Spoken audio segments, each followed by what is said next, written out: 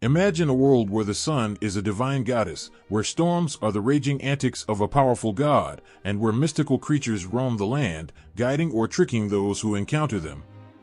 This is the enchanting world of Japanese mythology, a realm that has shaped the culture, beliefs, and artistic expressions of Japan for centuries. Once upon a time, in the dawn of the world, there was an infinite, chaotic expanse, until two divine beings emerged from this chaos, Izanagi and Izanami. These celestial siblings, husband and wife, stood on the floating bridge of heaven, gazing down at the swirling, unformed mass below. Together, they decided to create the islands of Japan. With a jeweled spear, they churned the waters, and as they lifted it, drops fell back, solidifying into the first island, Onagoro. Setting foot on this new land, they built a magnificent palace and performed a sacred ritual to bring forth more lands and deities. Their love was pure, and their union fruitful, giving birth to many gods and the islands that make up Japan. Yet, not all was blissful.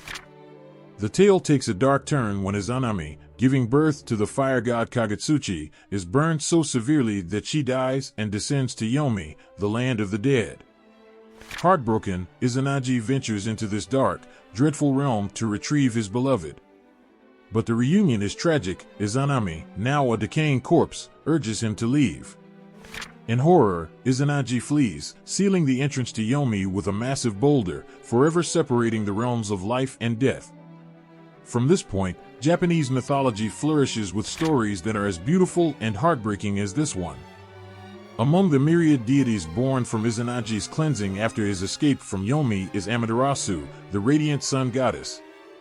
Amaterasu's light is vital for the world's sustenance, but even she has moments of vulnerability.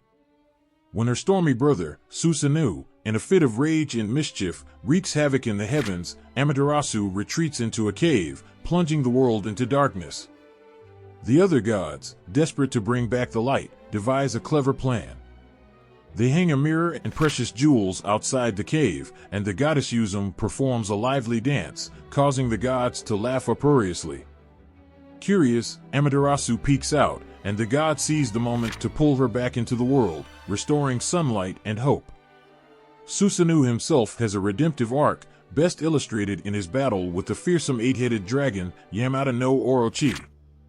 Exiled from heaven, Susanoo wanders the earth until he encounters an elderly couple weeping by a river. They reveal that the dragon has devoured 7 of their 8 daughters and will soon return for the last. Moved by their plight, Susanoo devises a cunning plan, crafting 8 vats of sake and placing them around their home. When the monstrous serpent arrives, it drinks the sake, becoming drunk and sluggish.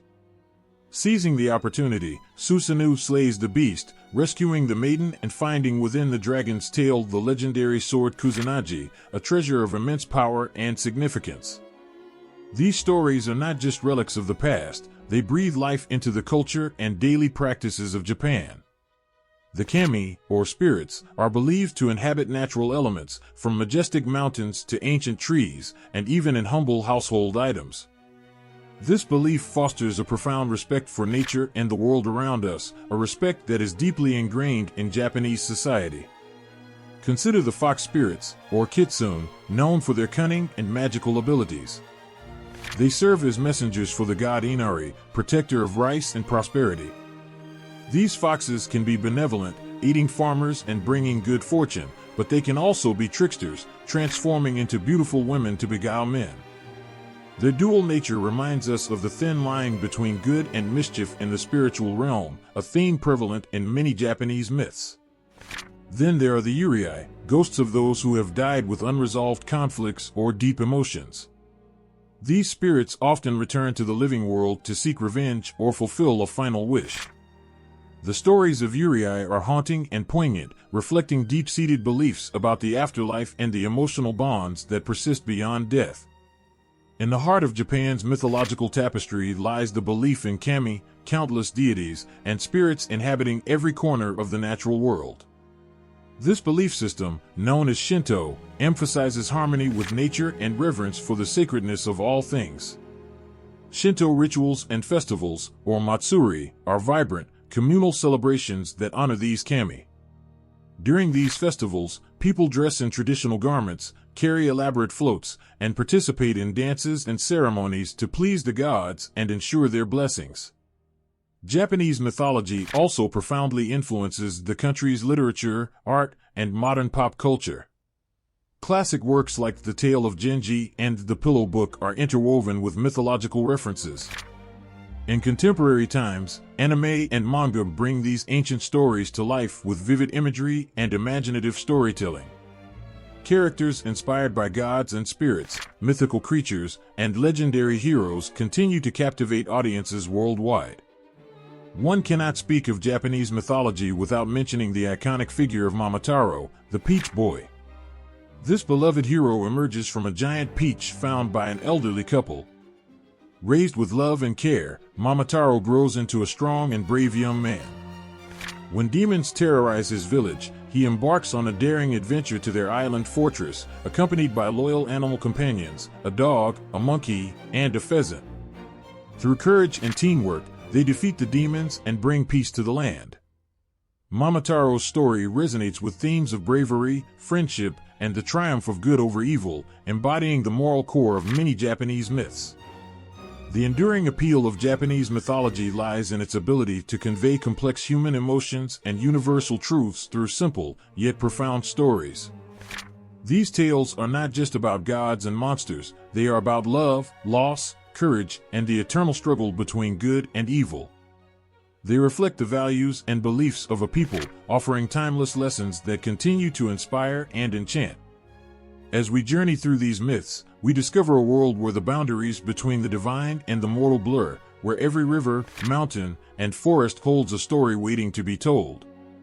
It is a world that invites us to look beyond the ordinary, to see the magic in the everyday, and to find the divine in the details of our own lives. On a crisp autumn evening, the gentle rustling of leaves and the distant hum of cicadas created a serene backdrop for the local festival. Lanterns glowed softly, casting a warm light on the faces of families gathered in the shrine courtyard. Children, dressed in colorful yukatas, giggled and ran around, while the elders shared stories under the sacred torii gate. This scene, vibrant and alive, is a testament to the enduring importance and influence of mythology in Japanese culture. Imagine a world where every mountain, river, and ancient tree is inhabited by spirits, where every festival is a chance to honor the gods, and where age-old stories shape the morals and values of the people. This is the essence of Japanese mythology, a cornerstone of the nation's identity and daily life. One can't help but feel a sense of awe and connection standing in front of an ancient Shinto shrine, like the Grand Ise Jingu, dedicated to Amaterasu, the sun goddess. This shrine, rebuilt every 20 years as part of a centuries-old tradition, symbolizes renewal and the enduring spirit of the Japanese people. The reverence for Amaterasu is deeply ingrained in the culture. She is believed to be the ancestor of the Japanese imperial family, linking the divine to the earthly realm. This connection fosters a sense of pride and continuity, grounding modern Japan in its mythological past. The influence of mythology is evident in the numerous festivals celebrated throughout the year. Each festival, or matsuri, is an opportunity to honor the kami, the gods and spirits that inhabit the natural world. During these festivals, communities come together in joyous celebration, reinforcing social bonds and cultural continuity. For instance, the Gion Matsuri in Kyoto, one of the most famous festivals, originated as a religious purification ritual to appease the gods during a plague in the 9th century. Today, it remains a spectacular event, with massive, ornate floats parading through the streets, symbolizing the deep connection between the divine and the community. The New Year, or Ashigatsu, is another time when the influence of mythology is profoundly felt. Families clean their homes and prepare special dishes to welcome Tashigami, the god of the new year, who brings blessings and good fortune. Visiting a shrine to offer prayers for health and prosperity in the coming year is a cherished tradition, reflecting the belief in the kami's protective presence in daily life. Beyond festivals, mythology permeates the arts, literature, and everyday expressions of Japanese culture. Traditional theater forms like no and kabuki often draw on mythological themes, bringing ancient stories to life through dramatic performances. These plays, with their elaborate costumes and stylized movements, transport audiences to a world where gods and humans interact, where heroism and tragedy unfold in mesmerizing ways. Consider the haunting beauty of No Play Hagoromo, which tells the story of a celestial maiden who descends to earth and loses her magical feathered robe. She cannot return to the heavens without it and is discovered by a fisherman who, enchanted by her ethereal beauty, demands she performs a dance before he returns her robe. The maiden's dance, delicate and otherworldly, captivates the audience, embodying the timeless allure of mythological tales. In literature, the influence of mythology is equally profound. Classic works like The Tale of Genji and The Pillow Book are interwoven with references to gods and spirits, reflecting the pervasive belief in their presence. Modern authors continue this tradition, drawing on mythological themes to explore contemporary issues and emotions. Haruki Murakami, for example, often infuses his stories with elements of Japanese folklore, creating narratives that resonate with both ancient wisdom and modern sensibilities. Visual arts, too, are deeply influenced by mythology. Traditional Japanese paintings, or ukiyo-e, frequently depict scenes from famous myths and legends. Katsushika Hokusai's iconic The Great Wave off Kanagawa not only showcases the beauty and power of nature, but also alludes to the Dragon King Ryujin, who controls the ocean's tides. This blend of natural observation and mythological reference captures the essence of how Japanese mythology shapes artistic expression. Even in daily language and customs, mythology's influence is unmistakable. Phrases like Hotoge no Kao Imo Sando, even the face of Buddha can be struck 3 times, reflect the cultural integration of Buddhist and Shinto beliefs. Everyday practices, such as placing salt at the entrance of homes to ward off evil spirits or tying wishes to tree branches during Tanabata, a festival inspired by a celestial love story, illustrate how mythology informs and enriches daily life. The reverence for nature, a central theme in Japanese mythology, is evident in the country's environmental consciousness. The belief that kami reside in natural elements fosters a deep respect for the environment. This respect is seen in the careful cultivation of gardens, the preservation of ancient forests, and the sustainable practices that have been part of Japanese culture for centuries. The notion that every rock, tree, and stream has a spirit encourages mindfulness and a harmonious relationship with the natural world. In modern times, mythology continues to inspire and captivate. Anime and manga, popular cultural exports, often feature mythological themes and characters. Shows like Naruto and Spirited Away introduce global audiences to Japanese folklore, weaving ancient myths into new, imaginative stories. These modern adaptations keep the mythology alive, ensuring that the tales of gods, spirits, and heroes remain relevant and accessible to new generations.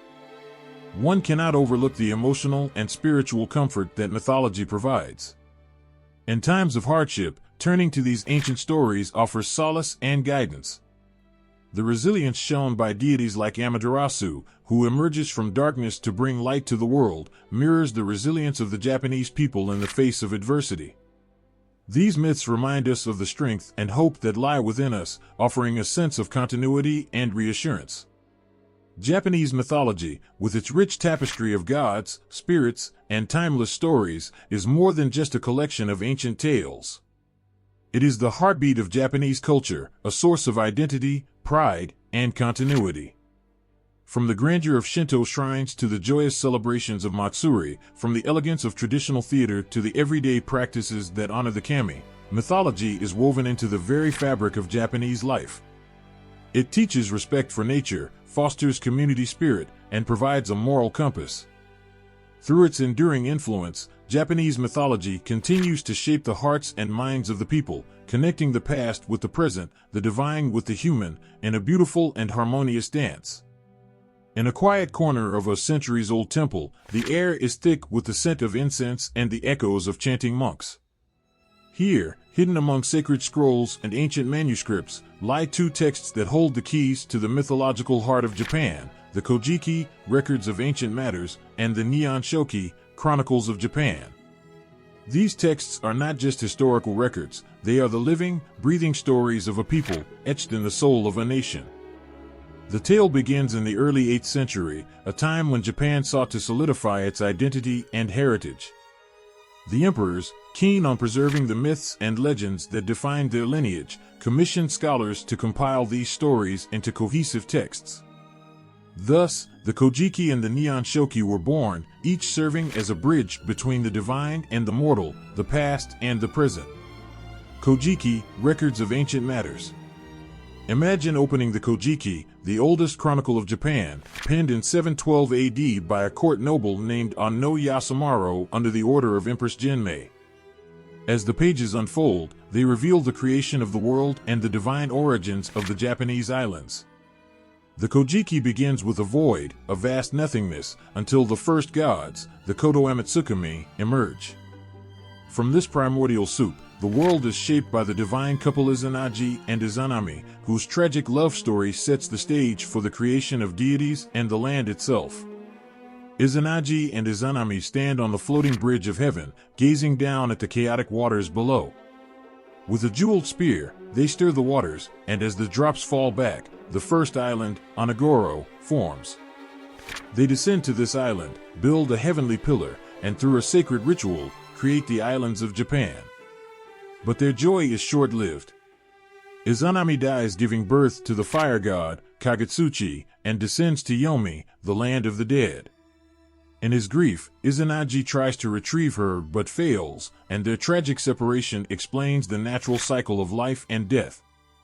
As the tale of Izanagi and Izanami fades, the Kojiki introduces us to their children, including Amaterasu, the sun goddess, who illuminates the heavens, and Susanoo, the storm god, whose tempestuous nature leads to conflicts and adventures. One of the most famous stories is Amaterasu's retreat into a cave after a violent altercation with Susanoo, plunging the world into darkness. The other gods, desperate to coax her out, devise a plan involving a mirror and a dance, eventually restoring light to the world. This story is a testament to the balance of light and darkness, chaos and order, that defines human existence. Nihon Shoki, Chronicles of Japan. Turn now to the Nihon Shoki, compiled a few years later in 720 AD under the supervision of Prince Tonari. While the Kojiki is a poetic and mythological narrative, the Nihon Shoki is a more structured and chronological account, aiming to align Japan's history with that of its continental neighbors, China and Korea. It is written in classical Chinese, reflecting its scholarly and diplomatic intentions. The Nihon Shoki begins with the creation myths similar to those in the Kojiki but expands into detailed genealogies, political events, and the reigns of emperors. It recounts the same divine origins, with Izanagi and Izanami's creation of Japan, but delves deeper into the deeds of their descendants. It chronicles the establishment of the Yamato state and the divine mandate of its rulers, linking the imperial family directly to the gods, particularly Amaterasu, from whom the emperors are said to descend. One striking story in the Nihon Shoki is the tale of Emperor Jimmu, the legendary first emperor of Japan. Guided by divine omens and assisted by the gods, Jimmu embarks on a journey from the southern island of Kyushu to the Yamato region, overcoming formidable enemies and uniting the land. His tale is one of divine destiny, bravery, and the unification of a nation under the benevolent gaze of the gods. The Nihon Shoki also provides a rich tapestry of cultural and diplomatic exchanges, reflecting Japan's evolving relationship with neighboring kingdoms. It records the introduction of Buddhism to Japan, a transformative event that blended with Shinto practices and reshaped the spiritual landscape. The chronicles describe how Prince Shitoku, a key figure in the early promotion of Buddhism, was guided by both Buddhist teachings and Shinto beliefs, embodying the harmonious coexistence of these two traditions. The stories in these ancient texts are more than mere legends, they are the foundation of Japan's cultural and spiritual identity. The Kojiki, with its vivid, emotive storytelling, draws readers into a world where gods walk among mortals, shaping the land and its people. Its tales of love, loss, and divine intervention resonate deeply, reminding us of the timeless human experiences of joy and sorrow, hope and despair. The Nihon Shoki, on the other hand, offers a broader perspective, situating Japan within the wider context of East Asian history. It portrays a nation striving to define itself, to establish a coherent identity and place in the world. Through its detailed accounts of emperors and their divine ancestry, it legitimizes the ruling class, reinforcing the idea of a sacred lineage that continues to this day. In these texts, we find the origins of Japan's reverence for nature, the deep respect for the kami, and the enduring belief in the divine right of its emperors. They teach us about the importance of harmony, the balance of opposing forces, and the resilience of the human spirit. The myths and legends they contain are woven into the fabric of Japanese life, influencing festivals, rituals, and everyday practices. As you close the pages of the Kojiki and the Nihon Shoki, the stories linger, their echoes felt in the tranquil gardens, the bustling streets, and the serene temples of Japan.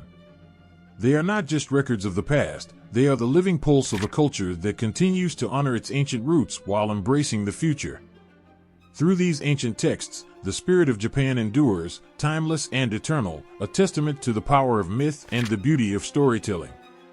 In the soft glow of a hearth, where shadows dance on the walls and the warmth of the fire wraps around you like a comforting blanket, an elderly woman begins to weave a tale that has been passed down through generations. Her voice, gentle yet full of life, carries the echoes of ancient Japan. This is the heart of oral traditions, where stories are not just told but lived, shared from one generation to the next, binding the past to the present in a tapestry of words. Imagine a time long before books and written records, when stories were the lifeblood of communities. In small villages nestled in the mountains, by the shores of tranquil lakes, and in bustling towns, people would gather to hear tales of gods, spirits, and heroes. These stories, known as mukushibanashi, are the folk tales that have shaped the collective imagination of the Japanese people. One such tale is that of Urashima Taro. Picture a young fisherman, kind and gentle, who one day saves a turtle from cruel children. In gratitude, the turtle invites him to the Dragon Palace under the sea, a realm of wonder and beauty ruled by the Dragon King. Urashima Taro is treated like royalty, feasting on delicious food and marveling at the palace's splendor.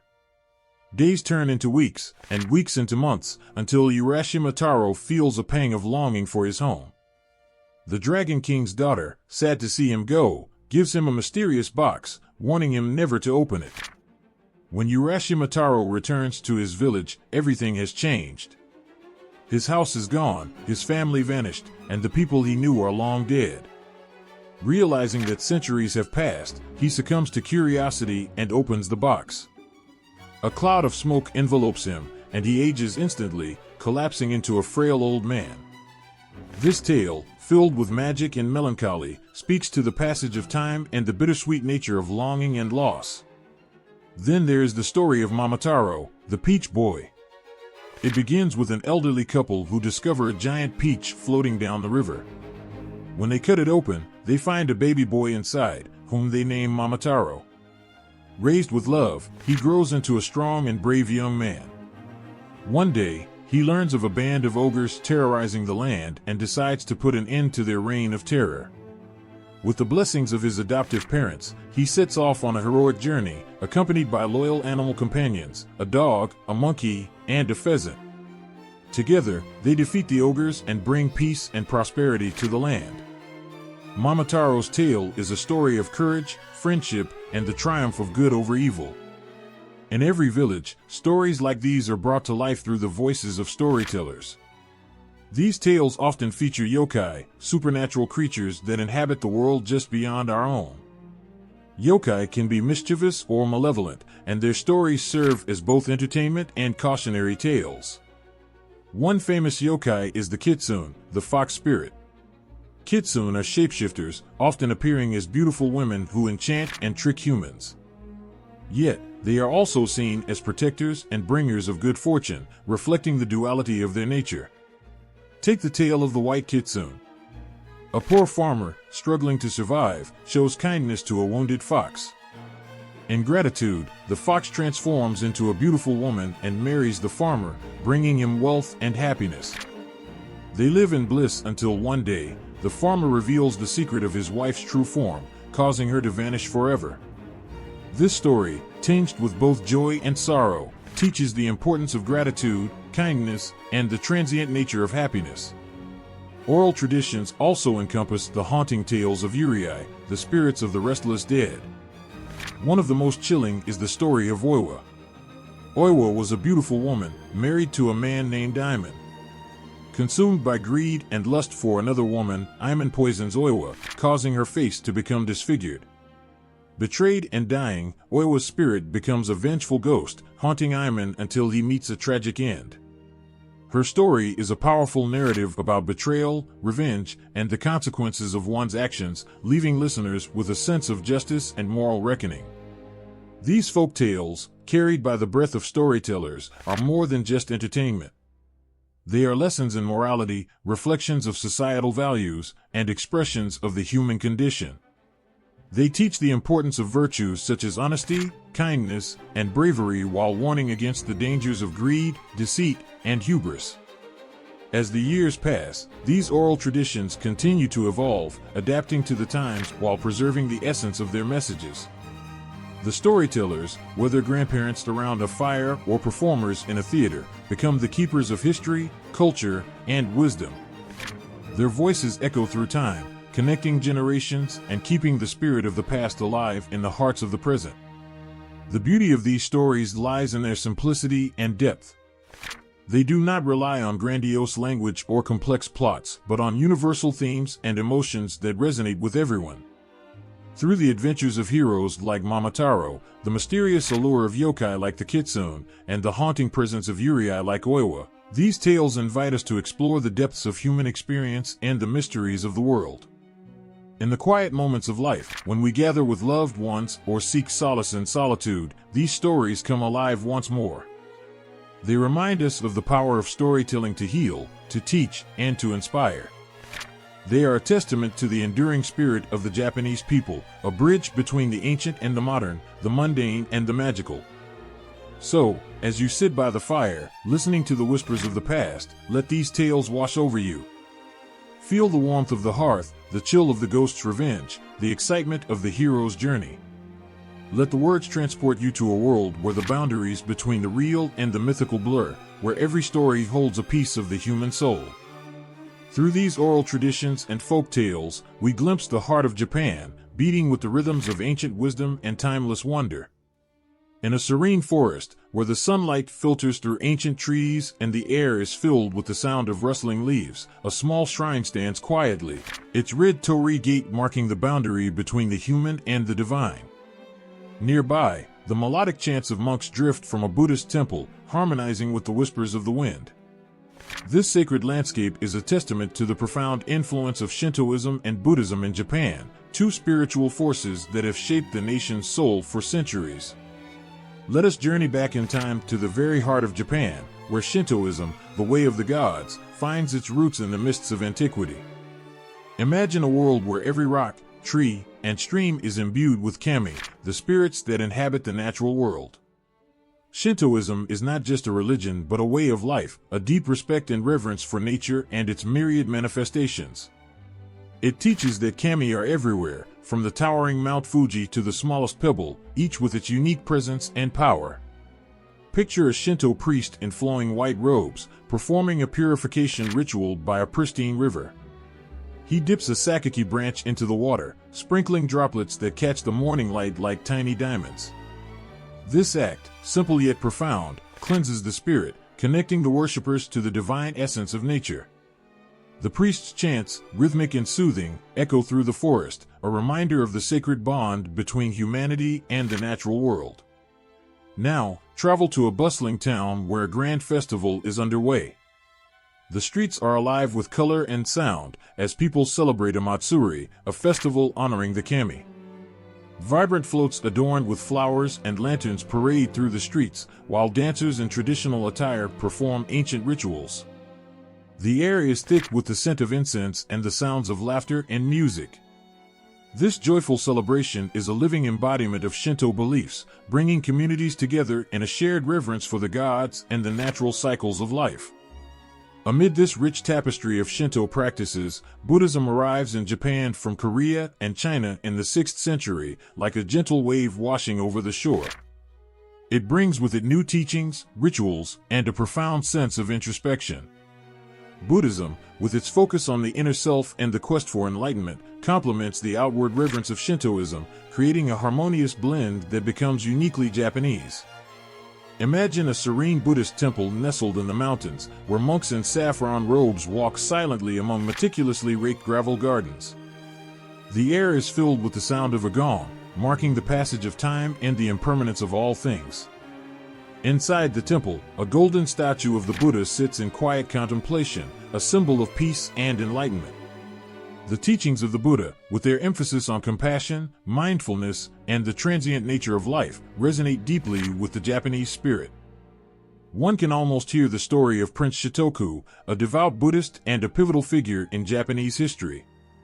Born into the imperial family, Shotoku is often depicted as a wise and compassionate leader who embraced Buddhism and promoted its teachings throughout the land.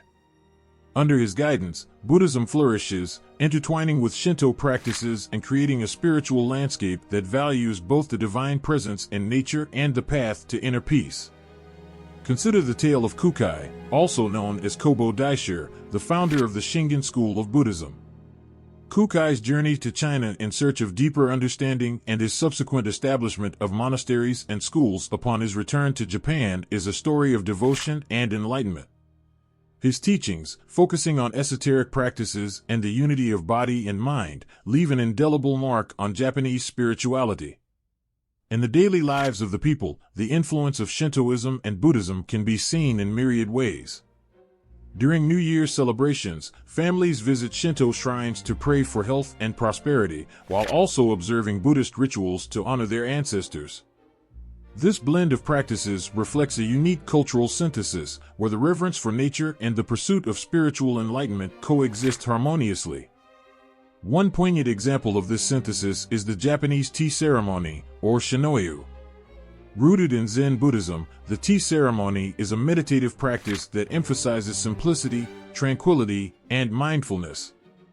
As participants enter the tea room, they leave behind the chaos of the outside world, embracing the calm and stillness within. The deliberate, graceful movements of the host, the quiet appreciation of the guests, and the serene beauty of the tea utensils all reflect the Zen ideals of harmony and presence in the moment. The influence of Shintoism and Buddhism also permeates Japanese literature, art, and philosophy. The haiku, a form of poetry that captures the fleeting beauty of nature in just a few lines, is deeply inspired by both Shinto and Buddhist sensibilities. Consider the famous haiku by Matsuo Basho. An old silent pond. A frog jumps into the pond. Splash. Silence again. In these simple words, Basho captures the essence of Zen mindfulness and the Shinto reverence for nature's subtle wonders. Visual arts, too, bear the mark of these spiritual traditions. Traditional Japanese paintings often depict serene landscapes, majestic temples, and scenes from Buddhist lore, reflecting the harmonious relationship between the earthly and the divine. The graceful curves of a temple roof, the intricate carvings of kami statues, and the tranquil beauty of a Zen garden all speak to the deep spiritual roots of Japanese aesthetics. In modern Japan, the legacy of Shintoism and Buddhism continues to shape the cultural landscape. City dwellers and rural folk alike find solace in the rituals and teachings of these traditions, whether it's through a quiet visit to a local shrine or the mindful practice of zazen, seated meditation. The blending of Shinto and Buddhist practices creates a rich spiritual tapestry, offering guidance and comfort in an ever-changing world. The story of Shintoism and Buddhism in Japan is a tale of harmony and coexistence, where two distinct yet complementary paths come together to form a unique spiritual heritage. It is a story of reverence for the natural world, the pursuit of inner peace, and the enduring quest for meaning and connection.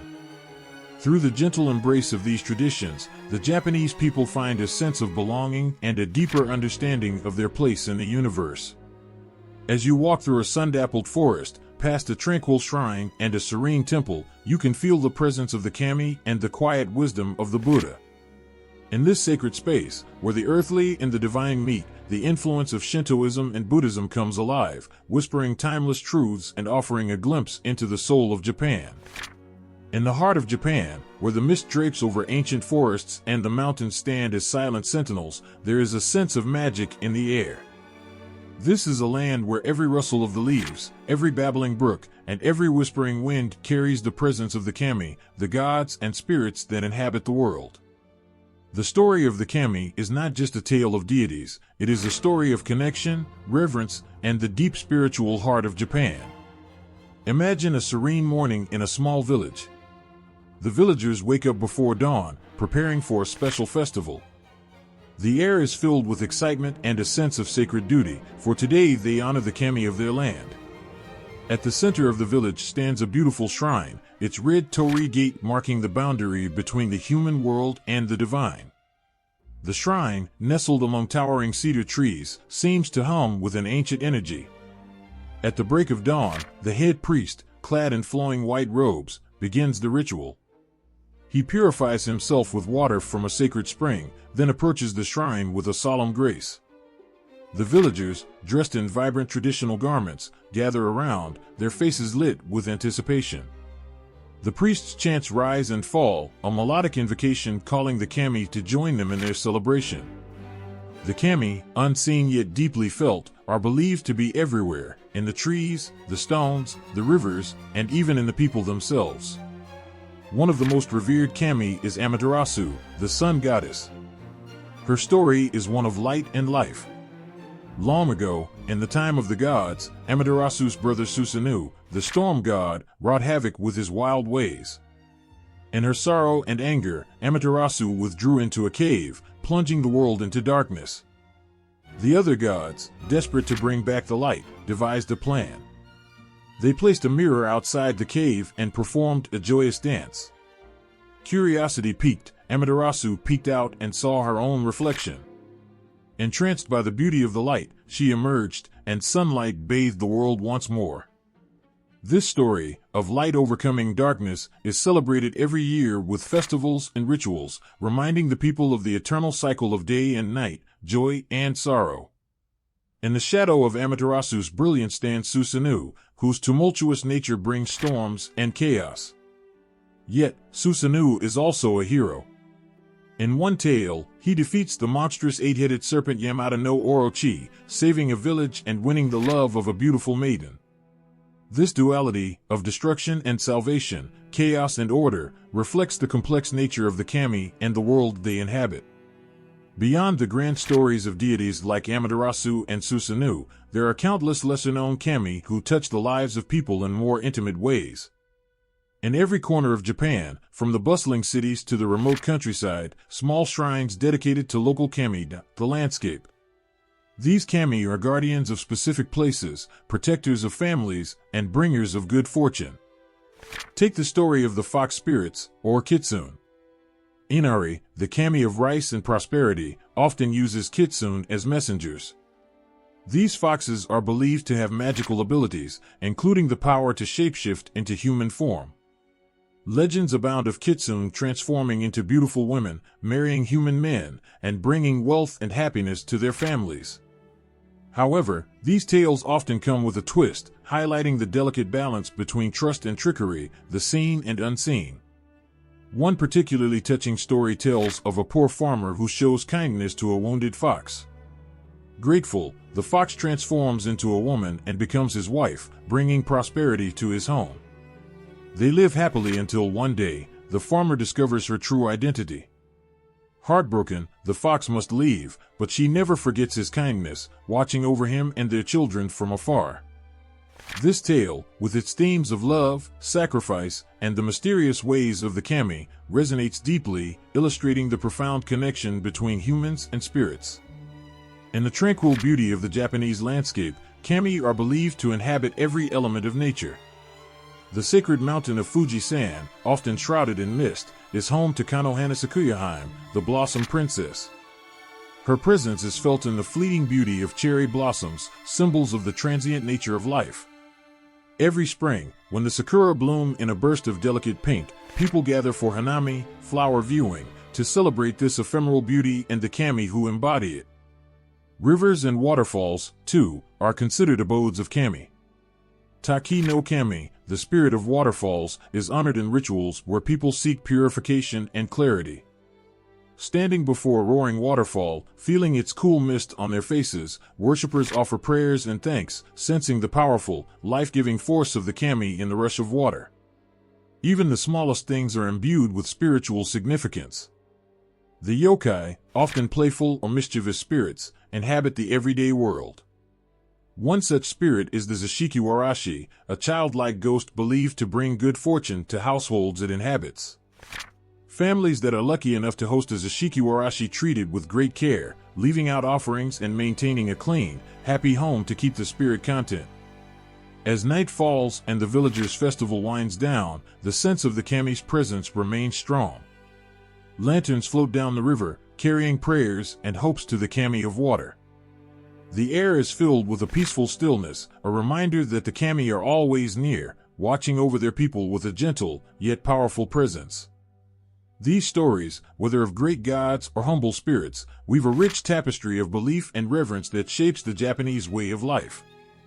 The kami are more than just deities, they are an integral part of the world, embodying the sacredness of nature and the interconnectedness of all things. Through rituals, festivals, and everyday acts of respect, the people of Japan honor the kami, keeping the spirit of these ancient stories alive. In the quiet moments of reflection, under the starry sky or beside a gurgling stream, the kami whisper their timeless wisdom. They remind us of the beauty of the natural world, the importance of harmony and balance, and the enduring power of kindness and love. Through their stories, the kami invite us to see the world with wonder, to recognize the divine in the mundane, and to honor the sacredness of life itself. In the celestial realm of ancient Japan, where gods and goddesses roamed among the clouds and the heavens danced with ethereal light, there lived a goddess whose brilliance outshone all others. Her name was Amaterasu, the radiant sun goddess, whose luminous presence brought warmth and life to the world. But like all tales of divine beings, Amaterasu's story is not just one of light and glory, it is a tale of darkness, despair, and the triumph of hope. Picture a time when the world was young, when the earth was still taking shape and the gods walked among mortals. In this primordial age, Izanagi, the god of creation, stood upon the floating bridge of heaven with his beloved wife, Izanami. Together, they stirred the swirling chaos of the cosmos with a jeweled spear, bringing forth the islands of Japan and the myriad beings that inhabit them. Among their divine offspring was Amaterasu, born from Izanagi's right eye, a radiant beacon of light in a world of darkness. From her celestial palace, she watched over the land with benevolent eyes, her golden rays nourishing the earth and guiding the seasons. The people of Japan revered her as the bringer of life, offering prayers and rituals in her honor, grateful for the abundance she bestowed upon them. But even gods are not immune to the trials of existence, and Amaterasu's own journey would test her resilience and strength. The tale begins with her mischievous brother, Susanoo, the storm god, whose wild and unpredictable nature often brought chaos and discord to the celestial realm. In a fit of jealousy and rage, Susanoo committed a grievous offense against Amaterasu, causing her to retreat into a cave, plunging the world into darkness. As the days turned to weeks and the weeks to months, the land languished in the absence of Amaterasu's light. Crops withered, rivers dried up, and despair spread like a shroud over the land. The people cried out to their goddess, pleading for her return, but their prayers fell on deaf ears. Amaterasu, consumed by grief and anger, remained hidden in the depths of the cave, her radiant presence obscured by darkness. Yet, even in the darkest of times, there is always a glimmer of hope, a flicker of light that refuses to be extinguished. In the celestial realm, the other gods and goddesses devised a plan to coax Amaterasu out of her self-imposed exile. They gathered outside the cave, their voices raised in song and prayer, weaving a tapestry of sound and light that penetrated the darkness. Then, in a stroke of divine inspiration, one goddess stepped forward with a sacred mirror, polished to a brilliant sheen. With careful hands, she placed the mirror outside the cave entrance, its reflective surface catching the faintest hint of Amaterasu's radiance. Curiosity stirred within the sun goddess, her gaze drawn inexorably to the mirror's shimmering surface. Slowly, tentatively, Amaterasu emerged from the shadows, her eyes blinking in the sudden brilliance of the light. As she stepped into the world once more, her golden aura spilled forth, illuminating the heavens with a dazzling display of color and beauty. The darkness retreated before her, banished by the sheer force of her divine presence. The people of Japan rejoiced at Amaterasu's return, their hearts lifted by the promise of a new dawn. They danced in the streets, sang songs of gratitude, and offered prayers of thanks to their beloved goddess. From that day forward, Amaterasu's light shone brighter than ever before, a beacon of hope and renewal for all who dwelled beneath her celestial gaze. But the story of Amaterasu does not end with her triumphant return from the cave. It is a tale of redemption and forgiveness, of healing old wounds and embracing the power of love. For even in her darkest hour, Amaterasu never lost sight of her true nature as a bringer of light and life. Through her courage and resilience, she showed the world that even the mightiest gods are not immune to the trials of existence, but it is through facing those trials that true strength is found. And so, as you gaze upon the golden rays of the sun, remember the story of Amaterasu, the radiant sun goddess whose light shines eternal. In her tale, find inspiration and hope, and let her example guide you through the darkness, knowing that no matter how deep the shadows may seem, the dawn always awaits on the other side. In the ancient realm of Japan, where the heavens stretched infinitely and the earth teemed with life, there lived a god whose presence was as tumultuous as the raging sea and as fierce as the howling winds. His name was Susanoo, the storm god, whose fiery temper and wild nature made him both feared and revered by mortals and gods alike. But behind the thunder and lightning, behind the chaos and destruction, lies a tale of redemption, love, and the enduring power of compassion. Imagine a time when the world was young, when gods walked among mortals and the boundaries between the celestial and earthly realms were fluid and porous. In this primordial age, Susanoo was born from the tears of his mother, Izanami, the goddess of creation, as she wept for the loss of her beloved husband, Izanagi. From his birth, Susanoo was marked by a tempestuous spirit, a restless energy that roiled within him like a storm on the horizon. As Susanoo grew, so too did his reputation for mischief and mayhem. He reveled in chaos, delighting in the tumultuous dance of wind and waves, thunder and lightning.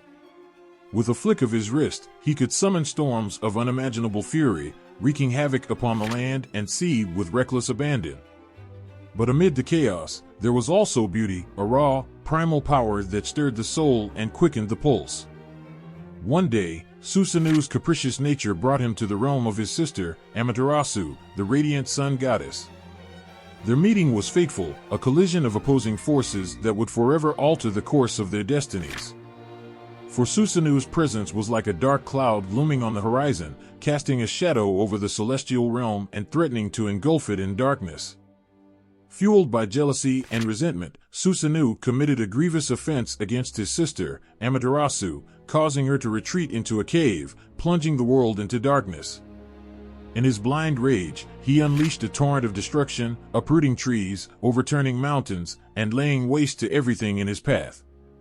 But even as he reveled in his chaos, a seed of remorse began to take root in his heart. Alone in the desolate landscape he had created, Susanoo felt a pang of guilt and sorrow. He had allowed his anger to consume him, to blind him to the consequences of his actions. But amid the darkness, there was also a glimmer of hope, a faint flicker of light that refused to be extinguished. It was then that Susanoo made a solemn vow to atone for his sins, to seek redemption and forgiveness for the harm he had caused.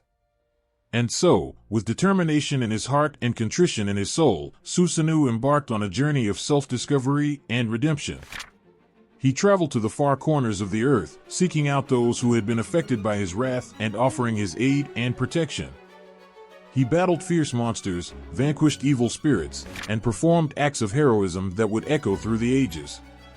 One such tale tells of Susanoo's encounter with the monstrous eight-headed serpent, Yamata no Orochi, whose very presence struck fear into the hearts of mortals.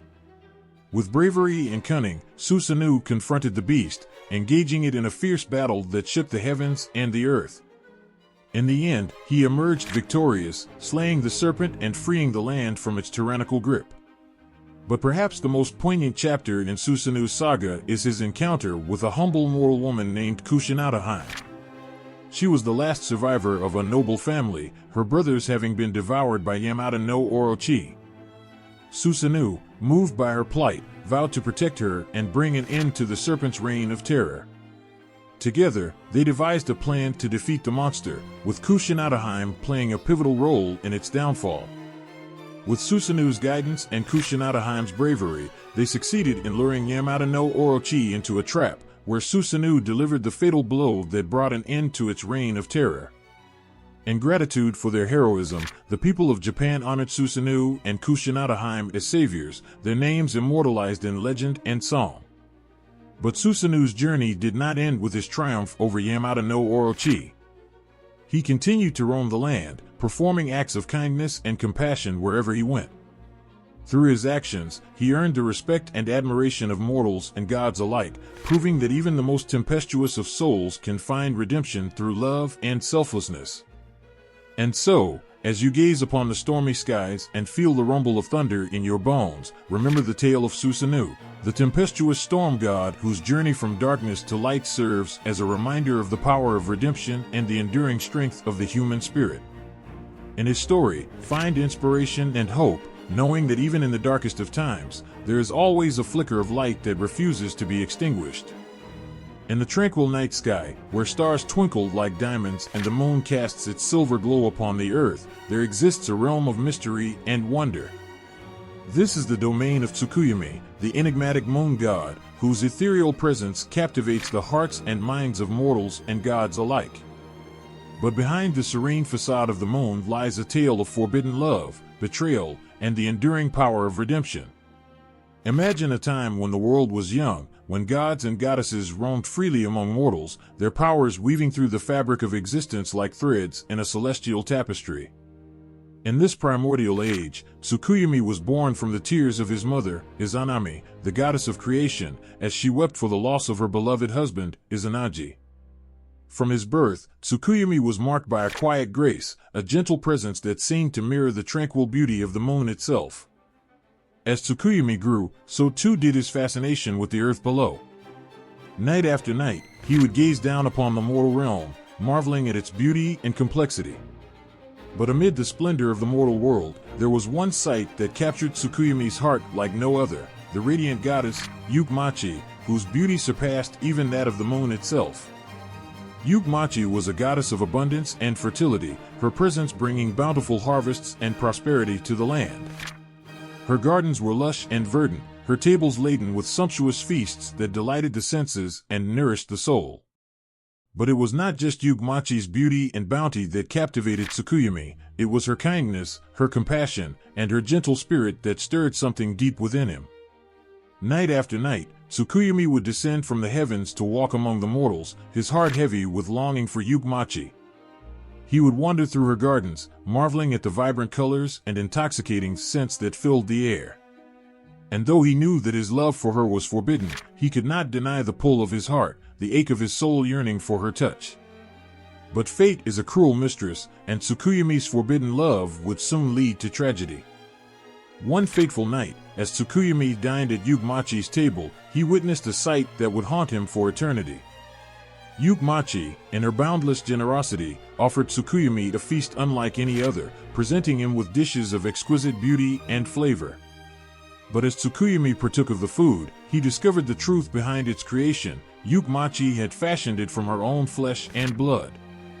Shocked and horrified by this revelation, Tsukuyomi fled from Yukmachi's presence, his heart heavy with grief and guilt. He returned to the heavens, unable to face the consequences of his actions, and there he remained, his once radiant glow dimmed by the weight of his sorrow. But even in his darkest hour, there was a glimmer of hope, a flicker of light that refused to be extinguished. For Tsukuyomi knew that he could not undo the past, but he could strive to make amends for his mistakes. And so, with determination in his heart and humility in his soul, Tsukuyomi embarked on a journey of redemption, seeking to atone for the harm he had caused. He traveled to the farthest reaches of the mortal realm, offering his aid and protection to those in need. He helped farmers tend their fields, fishermen navigate treacherous waters, and travelers find their way home. And though his light may have been dimmed, his presence brought comfort and solace to all who crossed his path. But perhaps the most touching chapter in Tsukuyomi's saga is his encounter with Yukmachi herself. Despite the pain and betrayal that had passed between them, Tsukuyomi could not forget the love he had once felt for her. And so, with humility and contrition in his heart, he sought her out, hoping to find forgiveness and redemption in her eyes. To his surprise and relief, Yukmachi welcomed him with open arms, her heart softened by the passage of time and the depth of his remorse. Together, they spoke of the past, of the pain and sorrow that had torn them apart, and of the hope for a brighter future. And in that moment, beneath the soft light of the moon, Tsukuyomi and Yukmachi found solace in each other's embrace, their love transcending the boundaries of time and space. And so, as you gaze upon the moonlit sky and feel the gentle touch of the night breeze, remember the tale of Tsukuyomi, the enigmatic moon god whose journey from darkness to light serves as a reminder of the power of redemption and the enduring strength of love. In his story, find inspiration and hope, knowing that even in the darkest of times, there is always a flicker of light that refuses to be extinguished. In the heart of the Japanese countryside, nestled among rolling hills and verdant rice paddies, there exists a place of quiet beauty and timeless serenity. This is the realm of Inari, the revered god of rice and prosperity, whose presence blesses the land with abundance and fortune. But behind the tranquil facade of Inari's domain lies a tale of devotion, sacrifice, and the enduring power of faith. Imagine a time when the land was young, when the earth teemed with life and the seasons danced in harmony with the rhythms of nature. In this idyllic setting, Inari was born from the golden rays of the sun, a radiant beacon of light and warmth that nourished the earth and its inhabitants. From the fields of golden grain to the bustling markets of ancient villages, Inari's influence was felt far and wide, his blessings bringing prosperity and abundance to all who dwelled in his domain. But Inari was more than just a god of rice and prosperity, he was also a guardian of the natural world, a protector of the land and its creatures. His presence could be felt in the rustling of the wind through the fields, the gentle trickle of a babbling brook, and the soft glow of fireflies on a summer's eve. To the people of Japan, Inari was not just a deity to be worshipped, he was a friend, a mentor, and a source of comfort in times of need.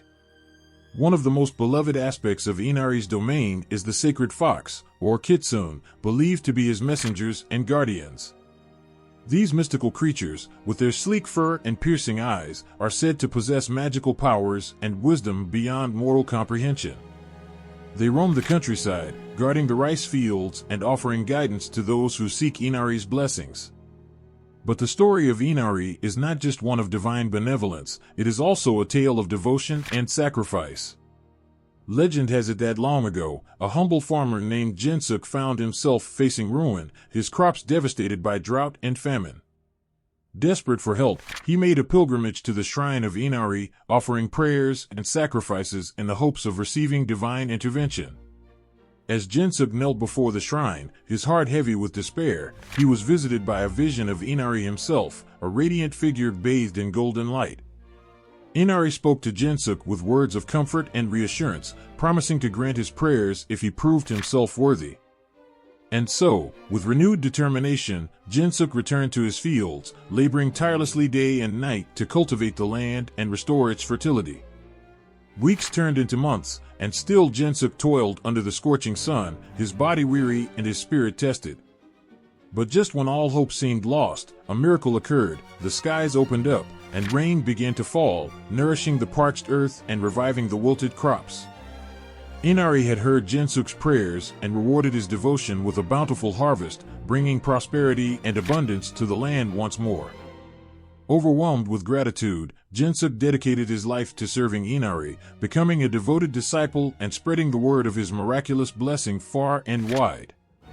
He built shrines in honor of the god, adorned with torii gates and statues of foxes, symbols of Inari's divine presence and protection.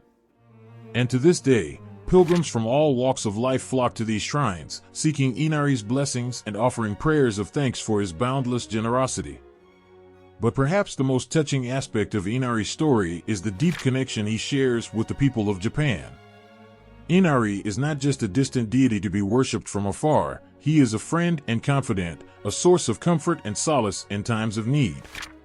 Whether it's a farmer praying for a bountiful harvest, a merchant seeking prosperity in business, or a traveler asking for safe passage on a long journey, Inari's presence is felt in every aspect of daily life.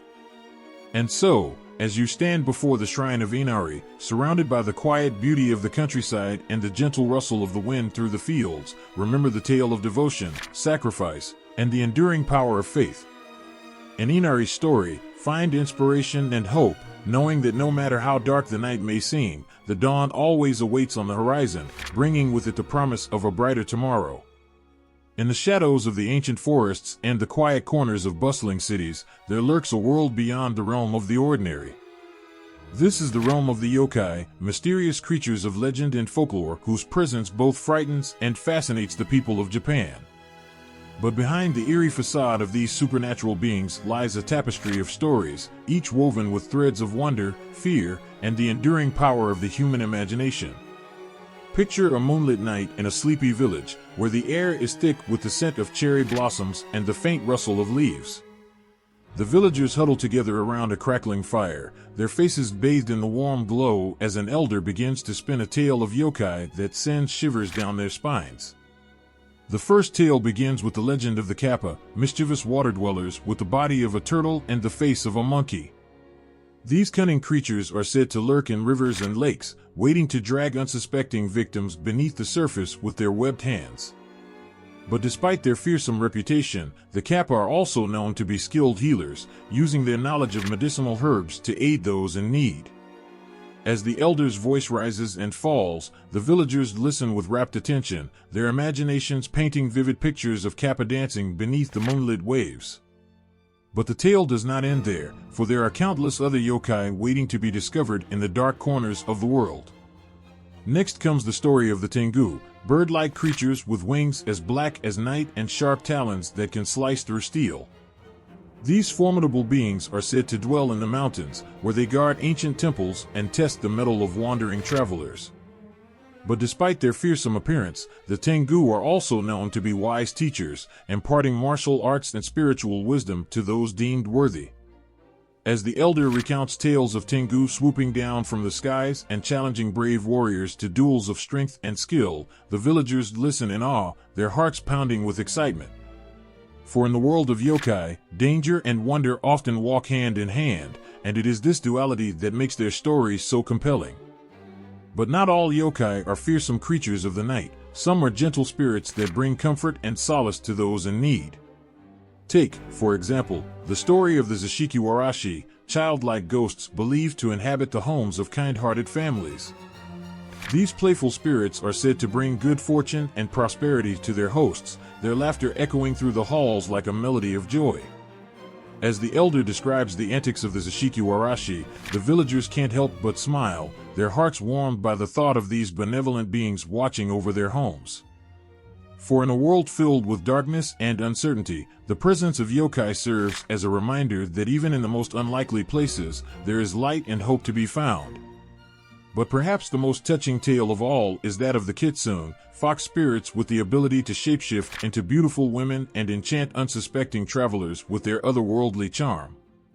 These cunning creatures are known for their playful nature and mischievous antics, but they are also capable of great kindness and compassion. One such story tells of a weary traveler who stumbles upon a humble farmhouse in the countryside, seeking shelter from a fierce storm. To his surprise, the homeowner is none other than a kitsune in disguise, her eyes twinkling with mischief as she welcomes him inside. Despite his initial trepidation, the traveler soon finds himself enchanted by the warmth and hospitality of his host, the memory of her kindness lingering in his heart long after he has departed. As the elder concludes his tales of yokai, the villagers sit in silence, their minds buzzing with images of fox spirits and water-dwelling creatures. For in the world of yokai, there are endless wonders waiting to be discovered, each more captivating than the last. And so, as you wander through the quiet streets and darkened forests of Japan, remember the tales of yokai that have been passed down through the ages. For in their stories, you will find echoes of wonder, fear, and the enduring power of the human spirit to imagine and create worlds beyond the realm of the ordinary. In the heart of ancient Japan, where the mist clings to the mountains and the forests whisper tales of old, there exists a darkness that lurks in the shadows. This darkness takes form in the dreaded Oni, fearsome demons whose presence strikes fear into the hearts of mortals and gods alike. But behind the menacing facade of these demonic beings lies a story of tragedy, redemption, and the eternal struggle between light and darkness. Imagine a time when the land was plagued by chaos and despair, when evil spirits roamed freely and the people lived in constant fear of their wrath. It was during this tumultuous era that the Oni emerged from the depths of the underworld, their monstrous forms towering over the landscape like darkened giants. Legend has it that the Oni were once ordinary mortals who had succumbed to the temptations of power and greed, their hearts consumed by darkness and their souls corrupted by hatred. Cast out from the realm of the living, they were condemned to wander the earth as vengeful spirits, wreaking havoc and sowing discord wherever they went. The first tale begins in a remote village nestled among the mountains, where the people lived in constant fear of the Oni that lurked in the nearby forests. Legend had it that these demonic beings would descend upon the village under the cover of darkness, their fiery eyes glowing like embers in the night as they ravaged homes and stole away unsuspecting victims. But amid the chaos and despair, there was one villager who refused to cower in the face of the Oni's wrath. His name was Hikaru, a humble farmer with a heart as pure as the mountain streams and a spirit that burned with an inner light. Despite the danger that lurked in the shadows, Hikaru vowed to stand firm against the darkness, determined to protect his loved ones at any cost. One fateful night, as the village slept soundly beneath the blanket of stars, the Oni descended upon them like a malevolent storm, their roars echoing through the valleys and their claws tearing through the night air. But Hikaru was ready, his courage unyielding as he stood alone against the tide of darkness. Armed with nothing but his wits and a heart full of determination, Hikaru faced the Oni head-on, his eyes blazing with defiance as he challenged them to a duel of strength and will. For hours, the two sides clashed, their battle raging across the landscape like a tempest unleashed. But just as it seemed that all hope was lost, Hikaru's inner light began to shine with a brilliance that pierced the darkness like a beacon of hope. With a mighty roar, he unleashed a torrent of energy that engulfed the Oni in a blinding flash of light, banishing them back to the depths of the underworld from whence they came. As the villagers emerged from their homes to find the dawn breaking over the horizon, they gazed in awe at the sight of Hikaru standing victorious amidst the wreckage of the battlefield. His face was streaked with sweat and blood, his body battered and bruised, but his spirit remained unbroken, a testament to the power of courage and perseverance. From that day forth, Hikaru was hailed as a hero, his name whispered in awe and reverence by all who knew of his deeds. But more than that, he became a symbol of hope and resilience in a world plagued by darkness, a reminder that even in the face of overwhelming odds, the light of the human spirit will always prevail. And so, as you journey through the darkened forests and mist-covered mountains of Japan, remember the tale of Hikaru and the Oni, and let it serve as a beacon of hope in times of darkness. For in the eternal struggle between light and darkness, it is the courage and resilience of the human spirit that will ultimately triumph in the end. In the mist-shrouded peaks of ancient Japan, where the trees whisper secrets and the wind carries tales of old, there exists a world beyond the realm of mortal understanding. This is the domain of the Tengu, fearsome yet noble creatures whose presence commands both awe and reverence. But behind the eerie facade of these bird-like yokai lies a story of wisdom, bravery, and the eternal bond between man and nature. Picture yourself standing on the edge of a precipice, gazing out over a vast expanse of rugged mountains and dense forests. The air is crisp and cool, tinged with the scent of pine and earth, and the sound of birdsong fills the air. But amid the tranquil beauty of the landscape, there is a sense of something ancient and otherworldly lurking just beyond the veil of mist. Legend has it that the Tengu are the guardians of these sacred mountains, their bird-like forms soaring through the skies like spirits of the wind. With wings as black as night and talons as sharp as steel, they command the elements with a power that is both awe-inspiring and terrifying. But despite their fearsome appearance, the Tengu are also known to be wise teachers and fierce protectors of the natural world. The first tale begins with a young boy named Takeshi, who had grown up on the slopes of Mount Kurama, where the Tengu were said to dwell. From a young age, Takeshi had been fascinated by the stories of these mysterious creatures, their legends passed down through generations like whispers on the wind. One day, while exploring the forest near his home, Takeshi stumbled upon a hidden glade bathed in dappled sunlight. As he gazed around in wonder, he suddenly heard a rustling in the bushes and turned to see a figure emerging from the shadows. It was a tengu, its wings spread wide and its eyes gleaming with intelligence. At first, Takeshi was filled with fear at the sight of the fearsome creature before him. But as he looked into the tengu's eyes, he saw something unexpected: kindness, wisdom, and a hint of mischief twinkling deep within. Without a word, the tengu beckoned for Takeshi to follow, and together they embarked on a journey that would change the course of Takeshi's life forever. Under the tengu's guidance, Takeshi learned the ways of the mountains, from the secrets of the forest to the ancient art of martial combat. Day after day, he trained tirelessly, his body growing strong and his spirit resilient under the watchful eye of his mentor. But the tengu taught Takeshi more than just physical skills. He also imparted to him the wisdom of the ages, teaching him to respect the balance of nature and the interconnectedness of all living things. Through their bond, Takeshi came to understand that the tengu were not just guardians of the mountains, they were stewards of the land, entrusted with the sacred duty of preserving its beauty and majesty for future generations. As the years passed, Takeshi grew into a skilled warrior and a wise leader, respected by both man and tengu alike. But despite his accomplishments, he never forgot the lessons he had learned from his tengu mentor, whose guidance had shaped him into the person he had become. And so, as you stand atop the sacred mountains of Japan, surrounded by the whispering trees and the haunting cries of birds overhead, remember the tale of Takeshi and the tengu. For in their story, you will find echoes of wisdom, courage, and the eternal bond between man and nature that transcends time and space. And as you gaze out over the rugged landscape, know that the spirits of the tengu are watching over you, their wings spread wide and their hearts filled with the same sense of wonder and awe that fills your own. In the heart of the Japanese countryside, where the cherry blossoms bloom and the rivers flow like ribbons of silver, there exists a world steeped in mystery and magic. This is the realm of the kitsune, elusive fox spirits whose cunning and charm have captivated the imaginations of mortals for centuries. But behind the bewitching facade of these enigmatic creatures lies a tale of love, betrayal, and the eternal dance between light and shadow. Imagine yourself wandering through a moonlit forest, the air thick with the scent of cedar and pine. As you meander along the winding path, you catch a glimpse of something moving among the trees, a flash of red fur and glowing eyes. You quicken your pace, your heart pounding with a mixture of fear and curiosity, as you follow the elusive figure deeper into the heart of the forest. Suddenly, you emerge into a clearing bathed in silver moonlight, and there before you stands a fox unlike any you've ever seen. Its coat shimmers like liquid fire in the pale light, and its eyes sparkle with an otherworldly intelligence. You are spellbound by its beauty, unable to tear your gaze away as it gazes back at you with a mixture of curiosity and amusement. But the kitsune is not just a creature of beauty and grace, it is also a being of immense power and cunning.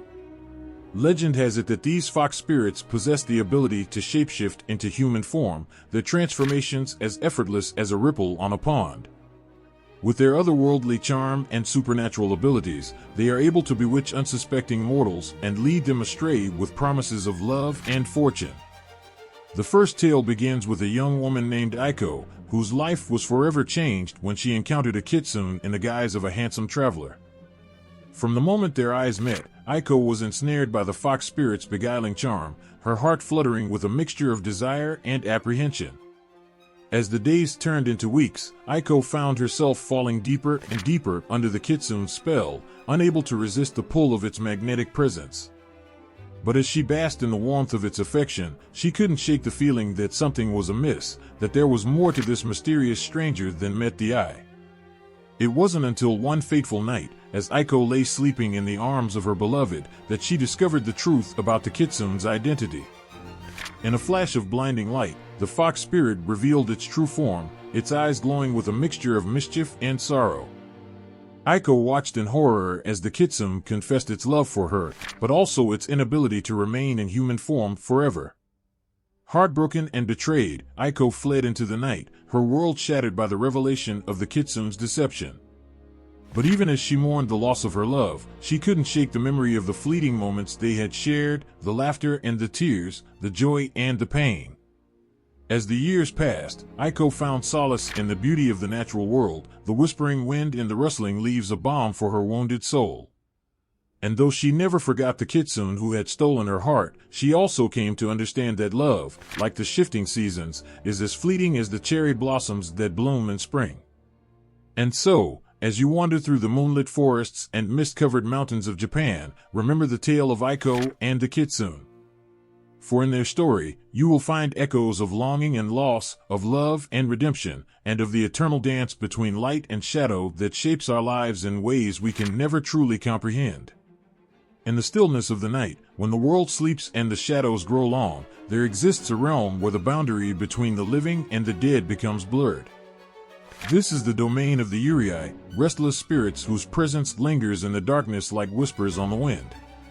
But behind the eerie facade of these ghostly apparitions lies a tale of tragedy, longing, and the enduring power of love. Imagine yourself walking through the streets of a forgotten town, where the buildings sag with age and the air is heavy with the weight of centuries.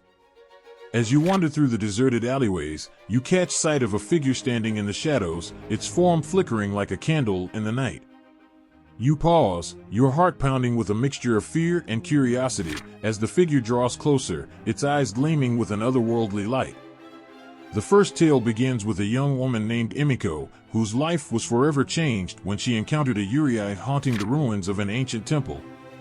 From the moment their eyes met, Imiko was overcome with a sense of sadness and longing, as if she could feel the weight of the spirit's sorrow pressing down upon her. As the days turned into weeks, Imiko found herself drawn back to the temple time and time again, unable to shake the feeling that the Yurei was trying to tell her something. She began to research the history of the temple, uncovering tales of tragedy and loss that stretched back centuries. It wasn't until one fateful night, as Imiko stood alone in the crumbling ruins of the temple, that the Yurei finally revealed its story. In a voice that echoed with the pain of 1,000 lifetimes, the spirit recounted the tale of its untimely death, its love torn asunder by the cruelty of fate. Heartbroken and filled with compassion, Imiko vowed to help the Yurei find peace, no matter the cost. She delved deeper into the mysteries of the past, uncovering long-buried secrets and hidden truths that shed light on the spirit's plight.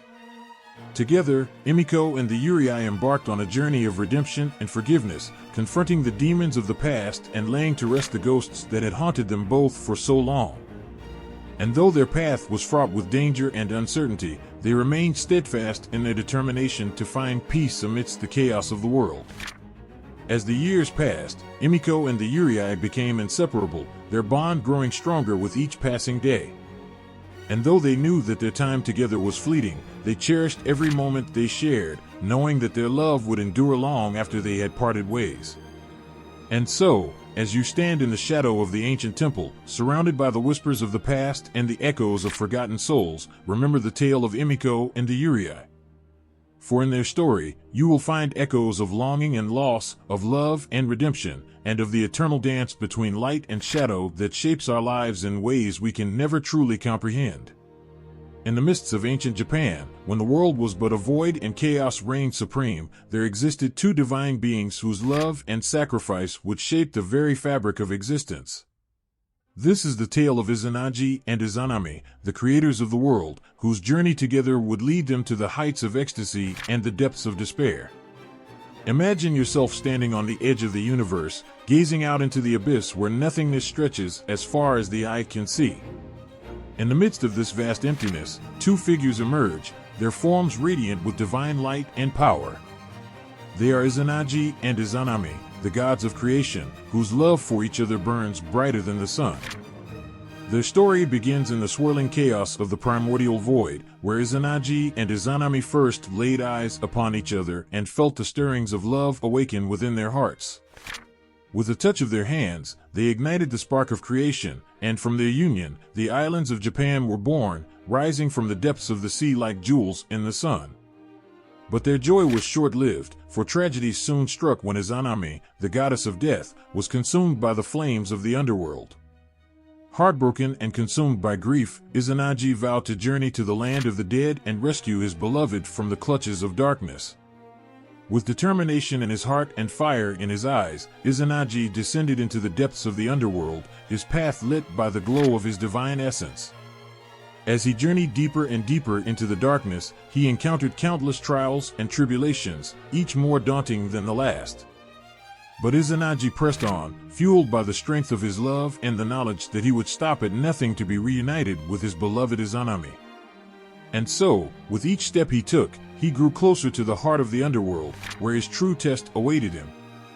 At long last, Izanagi reached the chamber of Izanami, where she lay sleeping in the embrace of death.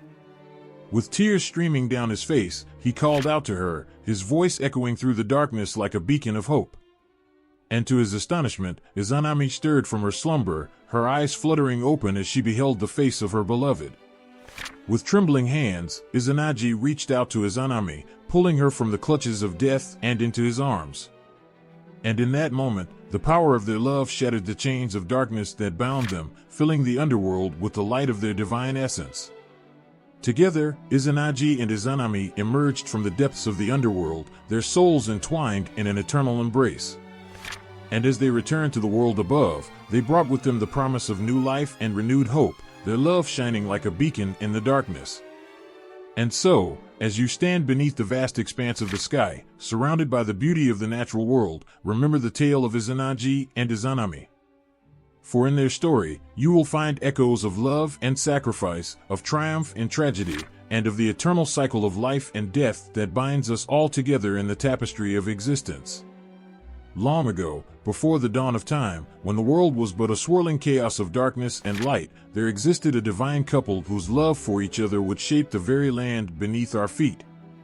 This is the story of the birth of the islands of Japan, a tale of passion, sacrifice, and the eternal dance between earth and sky. Picture yourself standing on the shores of a vast, endless sea, the waves crashing against the rocks with a thunderous roar. In the distance, the sun rises, painting the sky with hues of pink and gold as if announcing the birth of a new world. And indeed, it is in this moment that the seeds of creation are sown, as the divine couple, Izanagi and Izanami, stand hand in hand, ready to embark on a journey of love and creation. Their story begins in the swirling mists of the primordial void, where Izanagi, the god of the sky, and Izanami, the goddess of the earth, first laid eyes upon each other. From the moment their gazes met, they knew that their destinies were intertwined, bound together by the threads of fate and the whispers of the wind. With a touch of their hands, they ignited the spark of creation, and from their union, the islands of Japan were born. Each island emerged from the depths of the sea like a newborn child, its form sculpted by the loving hands of the divine couple and its spirit infused with the essence of their love. The first island to rise from the sea was Onagoro, a land of lush forests and rolling hills, where the birds sang and the flowers bloomed in riotous colors. As Izanagi and Izanami looked upon their creation, they were filled with joy and wonder, knowing that they had given birth to a world of endless beauty and possibility. But their joy was short-lived, for tragedy soon struck when Izanami, the goddess of the earth, was consumed by the flames of the underworld. Heartbroken and consumed by grief, Izanagi vowed to journey to the land of the dead and rescue his beloved from the clutches of darkness. With determination in his heart and fire in his eyes, Izanagi descended into the depths of the underworld, his path lit by the glow of his divine essence. As he journeyed deeper and deeper into the darkness, he encountered countless trials and tribulations, each more daunting than the last. But Izanagi pressed on, fueled by the strength of his love and the knowledge that he would stop at nothing to be reunited with his beloved Izanami. And so, with each step he took, he grew closer to the heart of the underworld, where his true test awaited him. At long last, Izanagi reached the chamber of Izanami, where she lay sleeping in the embrace of death. With tears streaming down his face, he called out to her, his voice echoing through the darkness like a beacon of hope. And to his astonishment, Izanami stirred from her slumber, her eyes fluttering open as she beheld the face of her beloved.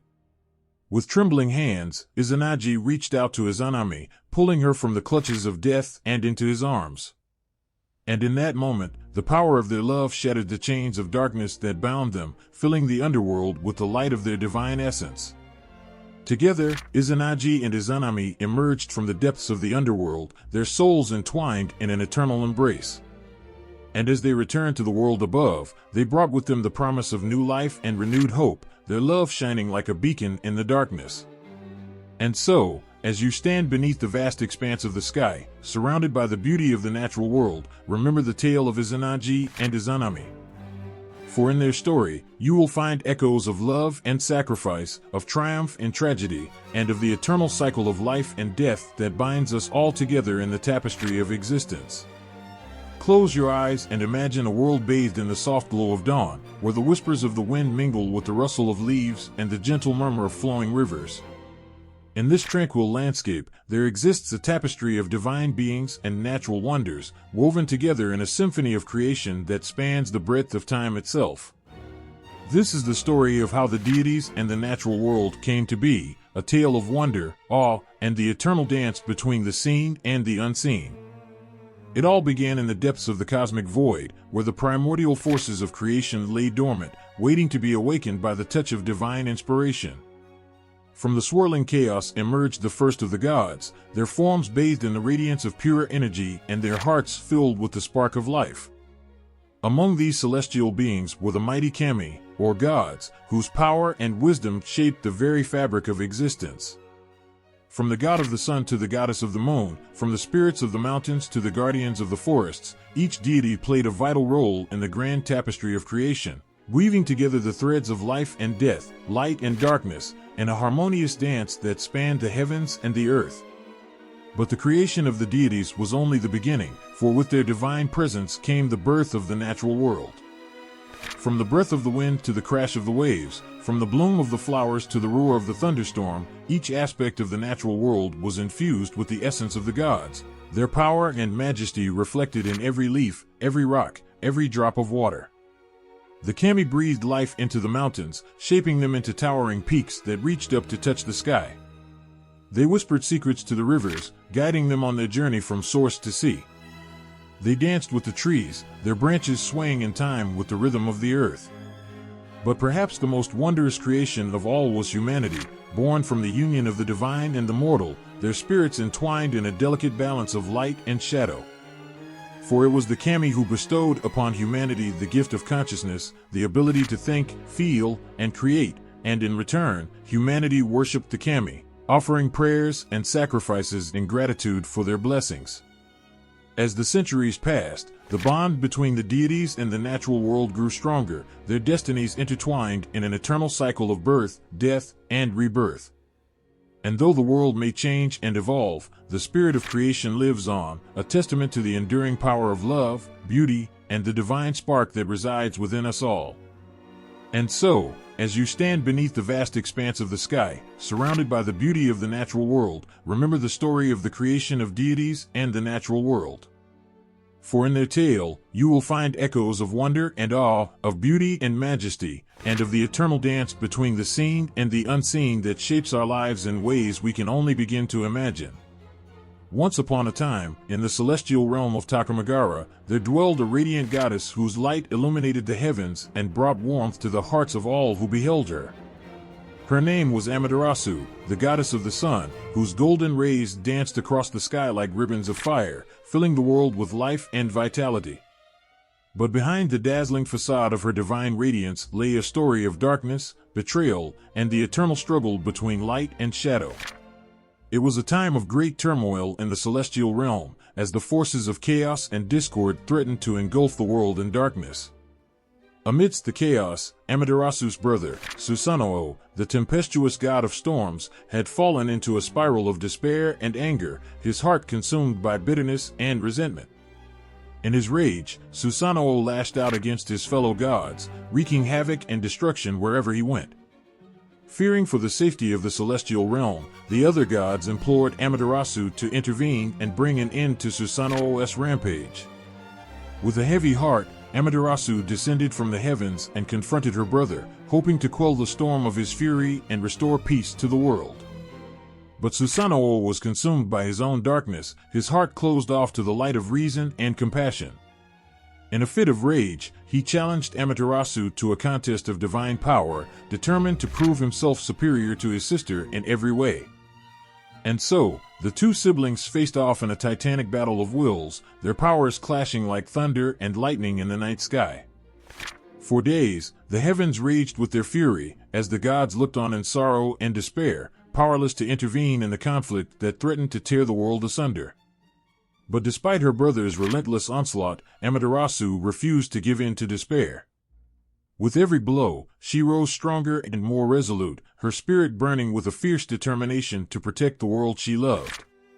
And then, in a moment of pure desperation, Susanoo unleashed his most devastating attack yet, unleashing a storm of darkness that threatened to engulf the world in eternal night. With a cry of anguish, Amaterasu retreated into the depths of a cave, sealing herself away from the outside world in a desperate bid to escape the encroaching darkness. For days, the world languished in shadow, as Amaterasu's radiant light was snuffed out by the darkness that surrounded her. The gods wept for the loss of their beloved goddess, mourning the absence of her warmth and her light. But deep within the heart of the cave, Amaterasu's spirit burned bright, her resolve unbroken despite the darkness that threatened to consume her. With each passing moment, she drew strength from the depths of her soul, determined to emerge from the shadows and reclaim her rightful place as the goddess of the sun. And then, one fateful day, as the darkness pressed in around her, Amaterasu heard the faint sound of music drifting through the air. It was the celestial dance of the gods, a symphony of light and sound that called out to her from the world outside. With renewed determination, Amaterasu emerged from the depths of the cave, her radiant light shining like a beacon in the darkness. And as she stepped out into the world once more, her golden rays bathed the heavens in a dazzling display of color and beauty, banishing the darkness and bringing hope and joy to all who beheld her. And so, as you stand beneath the warmth of the sun, surrounded by the beauty of the natural world, remember the tale of Amaterasu and the cave. For in her story, you will find echoes of courage and resilience, of hope and redemption, and of the eternal triumph of light over darkness that shines brightly in the heart of us all. In the realm of ancient Japan, where the mountains loom tall and the rivers run deep, there existed a fearsome beast whose name struck terror into the hearts of all who heard it. This was the Yamata no Orochi, a monstrous serpent with 8 heads and 8 tails, whose mere presence cast a shadow of darkness over the land. But in the face of this unstoppable force of nature, there stood a hero whose courage and strength would be put to the ultimate test. This is the tale of Susanoo's epic battle with the Yamata no Orochi, a clash of titans that would echo through the annals of history for generations to come. Imagine yourself standing on the banks of a mighty river, the air thick with the scent of cherry blossoms and the sound of cicadas buzzing in the trees. In the distance, a storm gathers on the horizon, its dark clouds swirling ominously as lightning flashes across the sky. And amidst the chaos of the approaching tempest, there stands a figure whose presence commands respect and awe. This is Susanoo, the storm god, whose wrath is as fierce as the thunder that echoes in his wake. As the storm clouds gather and the winds howl with fury, Susanoo senses the approach of a great evil, a darkness that threatens to engulf the world in eternal night. With a roar of defiance, he sets out to confront the source of this malevolent force, his heart filled with a fierce determination to protect the world he loves. Arriving at the edge of a vast, desolate plain, Susanoo is met with a sight that sends shivers down his spine. Before him stands the Yamata no Orochi, its massive form coiled like a serpent ready to strike, its 8 heads weaving through the air like the tendrils of a deadly vine. With a hiss of malice, the beast lunges forward, its eyes blazing with a hunger for destruction. But Susanoo is undeterred, his spirit unbroken by the sight of the fearsome creature before him.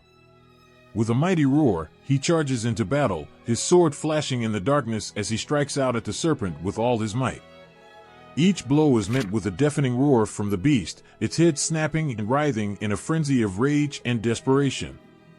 For hours, the battle rages on, the clash of steel against scale echoing across the desolate plain. With each blow, Susanoo draws closer to victory, his determination unwavering in the face of overwhelming odds.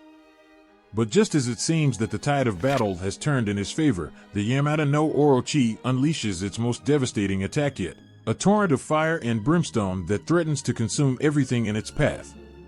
With nowhere left to run and no time to spare, Susanoo channels the power of the storm itself, summoning forth a tempest of wind and rain that engulfs the battlefield in a swirling vortex of chaos. As the storm rages around them, Susanoo and the Yamata no Orochi face off one final time, their fates intertwined in a dance of death and destruction.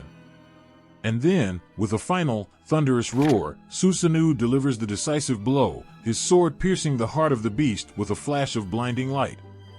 With a deafening roar, the Yamata no Orochi collapses to the ground, its monstrous form crumbling to dust before Susanoo's eyes. As the storm clouds part and the sun breaks through the darkness, Susanoo stands victorious, his sword held high in triumph. With a weary smile, he looks out across the desolate plain, knowing that he has vanquished the darkness and restored peace to the world once more. And so, as you stand beneath the vast expanse of the sky, surrounded by the beauty of the natural world, remember the tale of Susanoo's epic battle with the Yamata no Orochi. For in his story, you will find echoes of courage and resilience, of strength and determination, and of the eternal struggle between light and darkness that shapes our lives in ways we can only begin to imagine. In the heart of ancient Japan, where the mountains meet the sea and the stars dance in the night sky, there lived a humble fisherman whose fate was destined to be woven into the fabric of legend. His name was Urashimataro, a young man whose life was forever changed by a chance encounter with the mysteries of the deep. This is the tale of Urashimataro, a story of love, loss, and the timeless beauty of the world beneath the waves. Imagine yourself standing on the shores of a tranquil fishing village, the salty breeze caressing your skin as you watch the fishermen set out to sea in their wooden boats. Among them is Urashimataro, a solitary figure whose heart is filled with dreams of adventure and discovery. Little does he know that his life is about to take a turn beyond his wildest imagination. One fateful day, as Urashimataro casts his nets into the azure depths of the ocean, he feels a tug on his line unlike any he has ever felt before. With bated breath, he pulls in his catch, only to find himself face to face with a beautiful maiden, her eyes shimmering with an otherworldly light. The maiden introduces herself as Otoheim, the princess of the Dragon Palace, a magical realm beneath the sea where time flows like the currents and wonders beyond imagining await. Entranced by her beauty and captivated by her words, Urashimataro agrees to accompany her to the Dragon Palace, eager to explore the mysteries of this enchanting world. As they descend into the depths of the ocean, Urashimataro is overcome by a sense of wonder and awe as the waters around him come alive with shimmering colors and exotic creatures. With each passing moment, he feels himself drawn deeper into the embrace of this underwater paradise, his heart filled with a longing he cannot explain. Upon reaching the Dragon Palace, Urashimataro is welcomed with open arms by Otoheim's father, the Dragon King, who invites him to stay and explore the wonders of the palace for as long as he desires. Overwhelmed by the beauty and grandeur of his surroundings, Urashimataro agrees, eager to immerse himself in this world of endless enchantment. Days turn into weeks, weeks turn into months, and months turn into years, as Urashimataro loses himself in the timeless rhythms of life beneath the waves. But as the years pass, he begins to feel a longing for the world he left behind, a yearning for the familiar sights and sounds of his village on the surface. With a heavy heart, Urashimataro bids farewell to Otoheim and the Dragon Palace, promising to return one day to the world beneath the waves. But as he breaks the surface of the ocean and gazes upon the shores of his homeland once more, he is filled with a sense of dread and disbelief. For in the blink of an eye, centuries have passed since he first descended into the depths of the sea, and the world he once knew has been transformed beyond recognition. His village lies in ruins, the people he once knew long gone, their memories lost to the sands of time.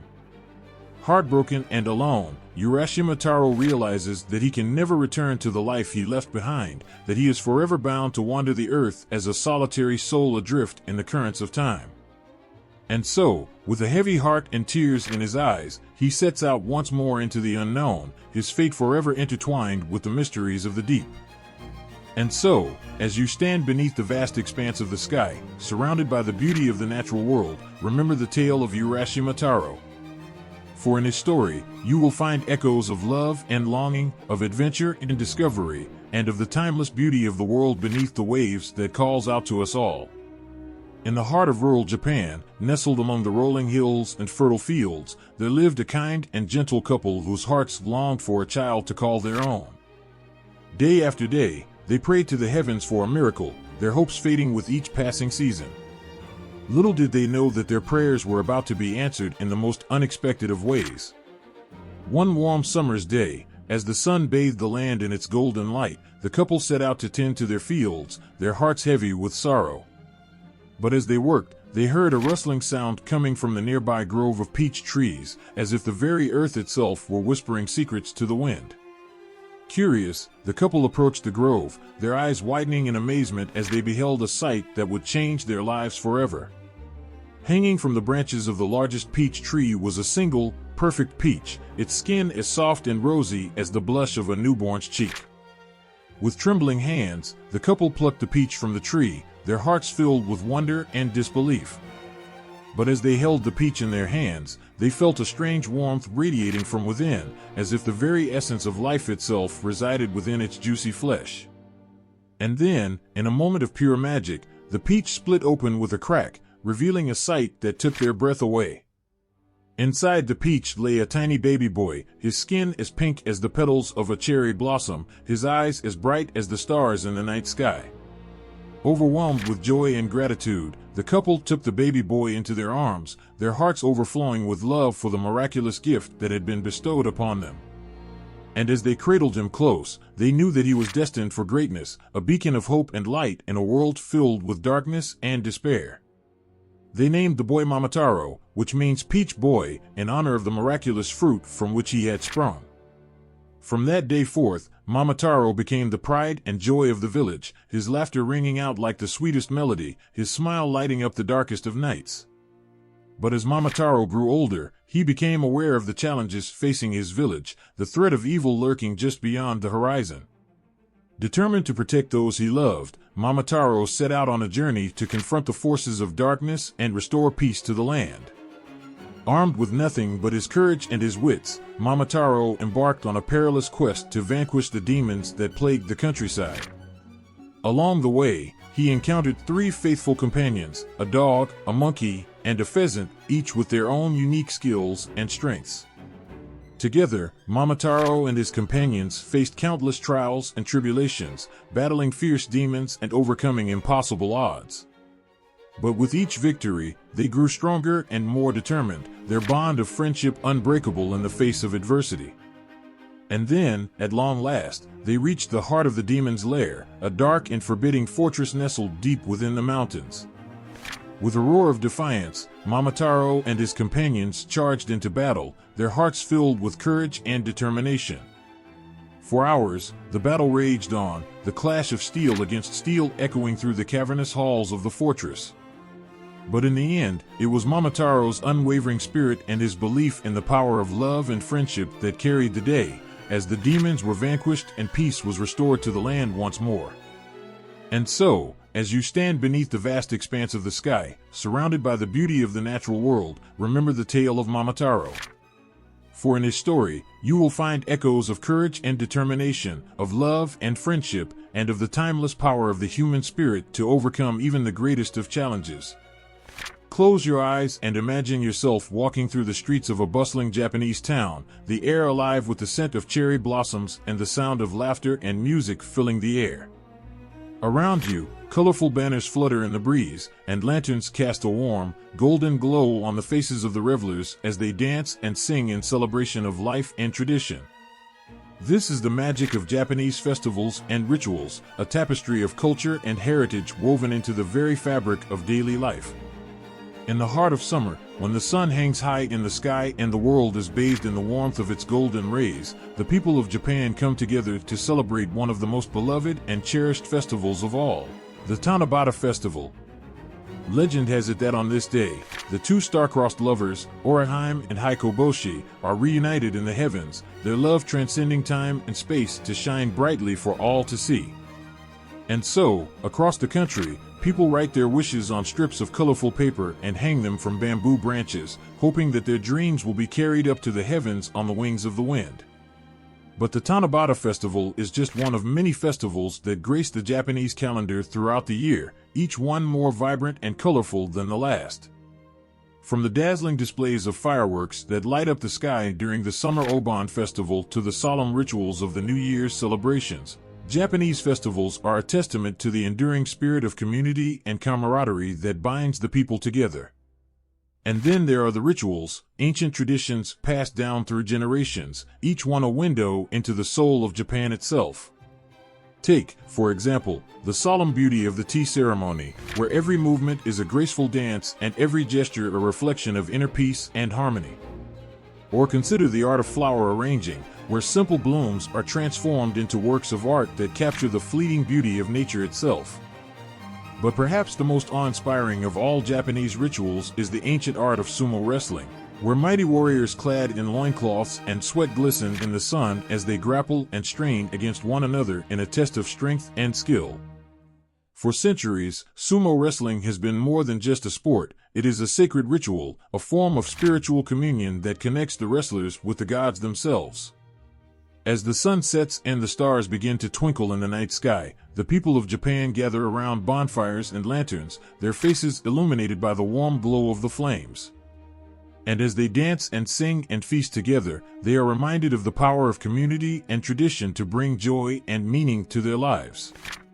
And so, as you stand beneath the vast expanse of the sky, surrounded by the beauty of the natural world, remember the magic of Japanese festivals and rituals.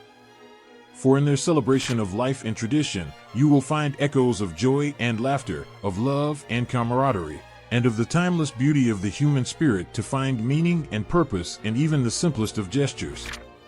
In the heart of Japan, where the mountains whisper secrets to the wind and the rivers sing songs of ancient wisdom, lies a spiritual tradition as old as time itself. This is the world of Shinto, a mystical realm where gods and spirits roam freely, and the boundaries between the seen and the unseen blur into nothingness. And at the heart of Shinto lies the sacred dance of its ceremonies, a ritualistic symphony of prayer and reverence that binds the people to the divine.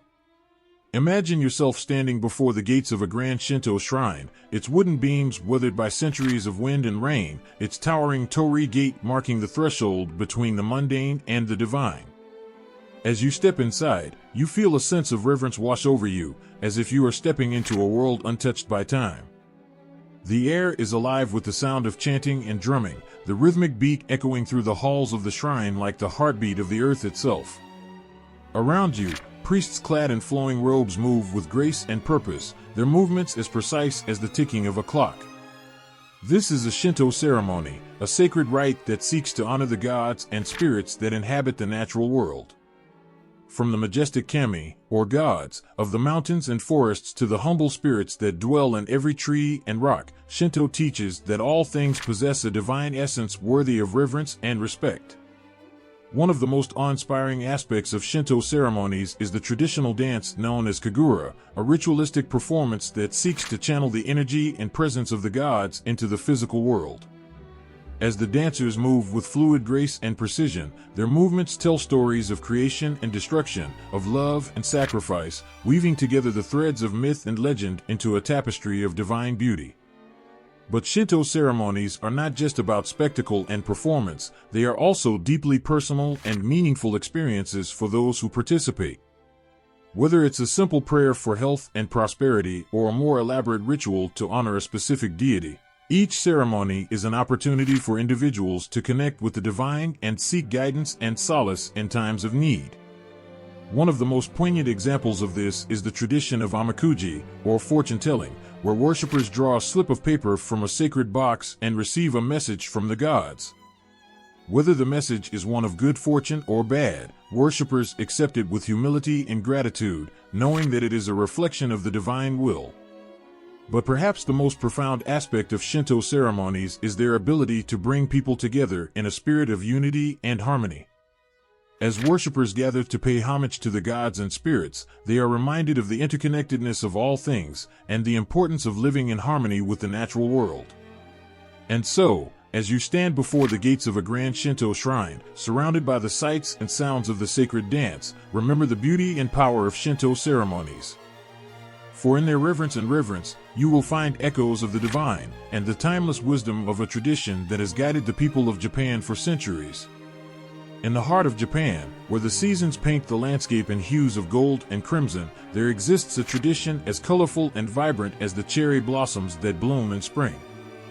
This is the world of Matsuri, a tapestry of festivals that celebrate the beauty and diversity of Japanese culture in all its glory. Join me as we embark on a journey through the enchanting world of Matsuri, where every street corner is alive with the rhythm of drums and the scent of street food fills the air. Close your eyes and imagine yourself standing in the midst of a bustling Matsuri, the sound of laughter and music echoing through the streets as dancers clad in colorful costumes weave their way through the crowd. The air is alive with excitement and anticipation, as families and friends gather together to honor the gods and spirits that watch over their village. The origins of Matsuri date back centuries, to a time when the people of Japan relied on the blessings of the gods for a bountiful harvest and protection from natural disasters. To this day, Matsuri remains a time-honored tradition that seeks to bring communities together in a spirit of unity and gratitude. One of the most beloved Matsuri is the Gion Matsuri, held annually in the ancient city of Kyoto. For an entire month, the streets of Kyoto come alive with the sights and sounds of this vibrant festival, as massive floats adorned with intricate tapestries and lanterns parade through the city in a dazzling display of pageantry and tradition. But Matsuri is not just about spectacle and grandeur, it is also a time for reflection and reverence. Take, for example, the Obon Matsuri, a solemn festival that honors the spirits of the ancestors and welcomes them back to the world of the living for a brief reunion with their loved ones. During Obon, families gather at ancestral gravesites to pay their respects and offer prayers and offerings to the departed. But perhaps the most heartwarming aspect of Matsuri is its ability to bring people together in a spirit of camaraderie and joy. As friends and neighbors gather to celebrate their shared heritage, they are reminded of the bonds that unite them and the importance of cherishing each moment together. One of the most beloved traditions of Matsuri is the Bon Odori, a lively dance that is performed in communities across Japan during the Obon Matsuri. As the music plays and the dancers move in unison, their movements tell stories of love and loss, of triumph and tragedy, weaving together the threads of tradition into a tapestry of joy and celebration. But Matsuri is not just about the present, it is also a time to honor the past and look towards the future with hope and optimism. As the lanterns are lit and the fireworks illuminate the night sky, the people of Japan come together to celebrate their culture and heritage in all its beauty and diversity. And so, as you stand amidst the vibrant energy of a Matsuri, surrounded by the sights and sounds of celebration, remember the beauty and magic of this ancient tradition. For in Matsuri, you will find echoes of the past, and the promise of a brighter future filled with love, laughter, and unity. In the quiet corners of ancient Japan, where the whispering winds carry tales of gods and heroes, lies a world where mythology intertwines with the realms of literature and art, weaving a tapestry of wonder and imagination that has captivated hearts for centuries.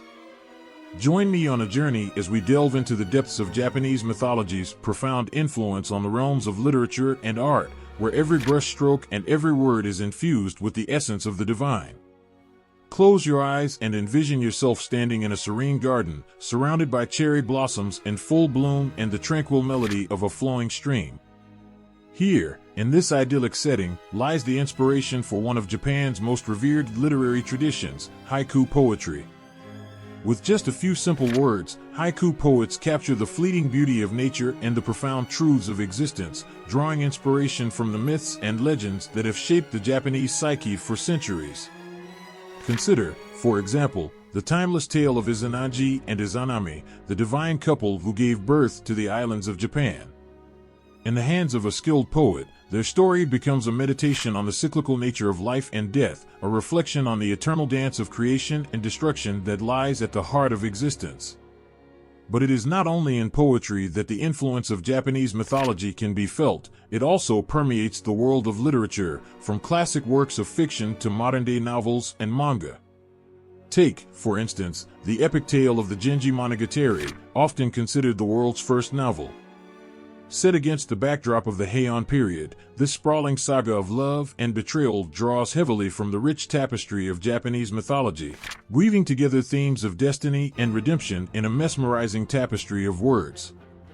Or consider the works of renowned author Haruki Murakami, whose surreal and dreamlike novels are steeped in the imagery and symbolism of Japanese mythology.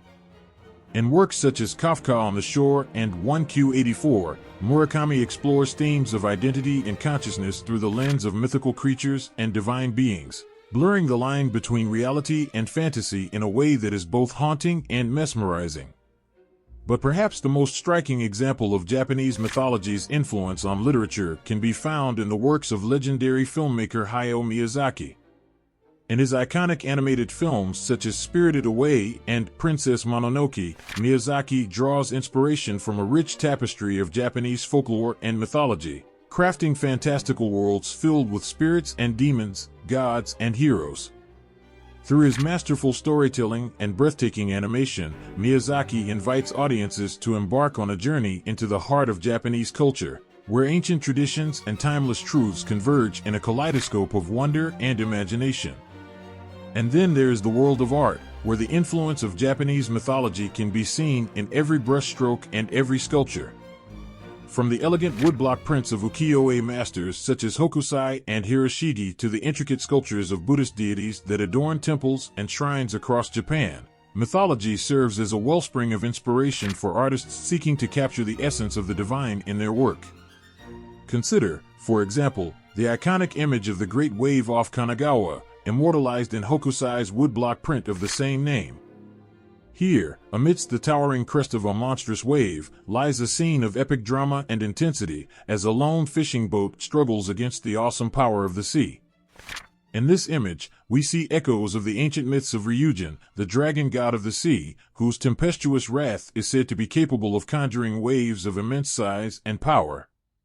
But perhaps the most poignant examples of Japanese mythology's influence on art can be found in the serene and contemplative world of Zen Buddhism. In works such as the rock gardens of Kyoto's Ryoan-ji Temple and the minimalist ink paintings of artists such as Sesshu Toyo, we see a profound reverence for the natural world and a deep appreciation for the transient beauty of existence. Here, amidst the simplicity and serenity of the Zen aesthetic, mythology serves as a reminder of the interconnectedness of all things, and the eternal quest for enlightenment that lies at the heart of the human experience. And so, as you stand amidst the tranquil beauty of a Japanese garden or gaze upon the timeless elegance of a Hokusai print, remember the profound influence of mythology on the realms of literature and art. For in its stories and symbols, its gods and heroes, we find echoes of our own hopes and dreams, our own fears and desires, woven into the fabric of existence itself. In the quiet corridors of ancient Japan, where the scent of cherry blossoms hangs heavy in the air and the sound of flowing rivers whispers secrets to the wind, lies a treasure trove of wisdom and beauty that has captivated hearts for centuries. This is the world of classical Japanese literature, a realm where words become brushstrokes painting vivid images of love, honor, and the eternal dance of life and death. Join me as we embark on a journey through the pages of time, where every word is a doorway to the soul of Japan itself. Imagine yourself standing on the banks of the Kumo River in Kyoto, the ancient capital of Japan, as the setting sun bathes the landscape in hues of gold and crimson. Here, amidst the tranquil beauty of the countryside, lies the inspiration for one of Japan's most revered literary works, The Tale of Genji. Written by Lady Murasaki Shikibu in the early 11th century, this sprawling epic of love and intrigue follows the life of Prince Genji, a nobleman whose exploits and romances echo through the corridors of time. As you turn the pages of this timeless masterpiece, you are transported to a world of courtly splendor and poetic elegance, where every word is a brushstroke painting a vivid portrait of a bygone era. Through the eyes of Prince Genji, you witness the fleeting beauty of cherry blossoms in bloom, the ethereal allure of moonlit nights, and the bittersweet ache of love lost and found. But the tale of Genji is just one of many literary treasures that await discovery in the world of classical Japanese literature.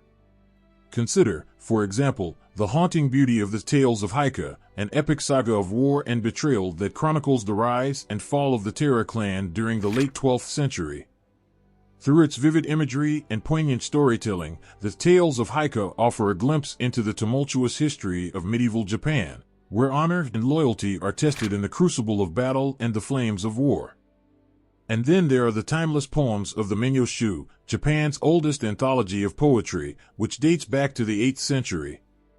Here, amidst the delicate beauty of cherry blossoms and the gentle murmur of mountain streams, lies a world of raw emotion and unfiltered truth, where poets bare their souls in verse and speak of love and loss with a clarity and depth that transcends time and space. But perhaps the most poignant example of classical Japanese literature's enduring legacy can be found in the works of Matsuo Basho, the master haiku poet of the Edo period.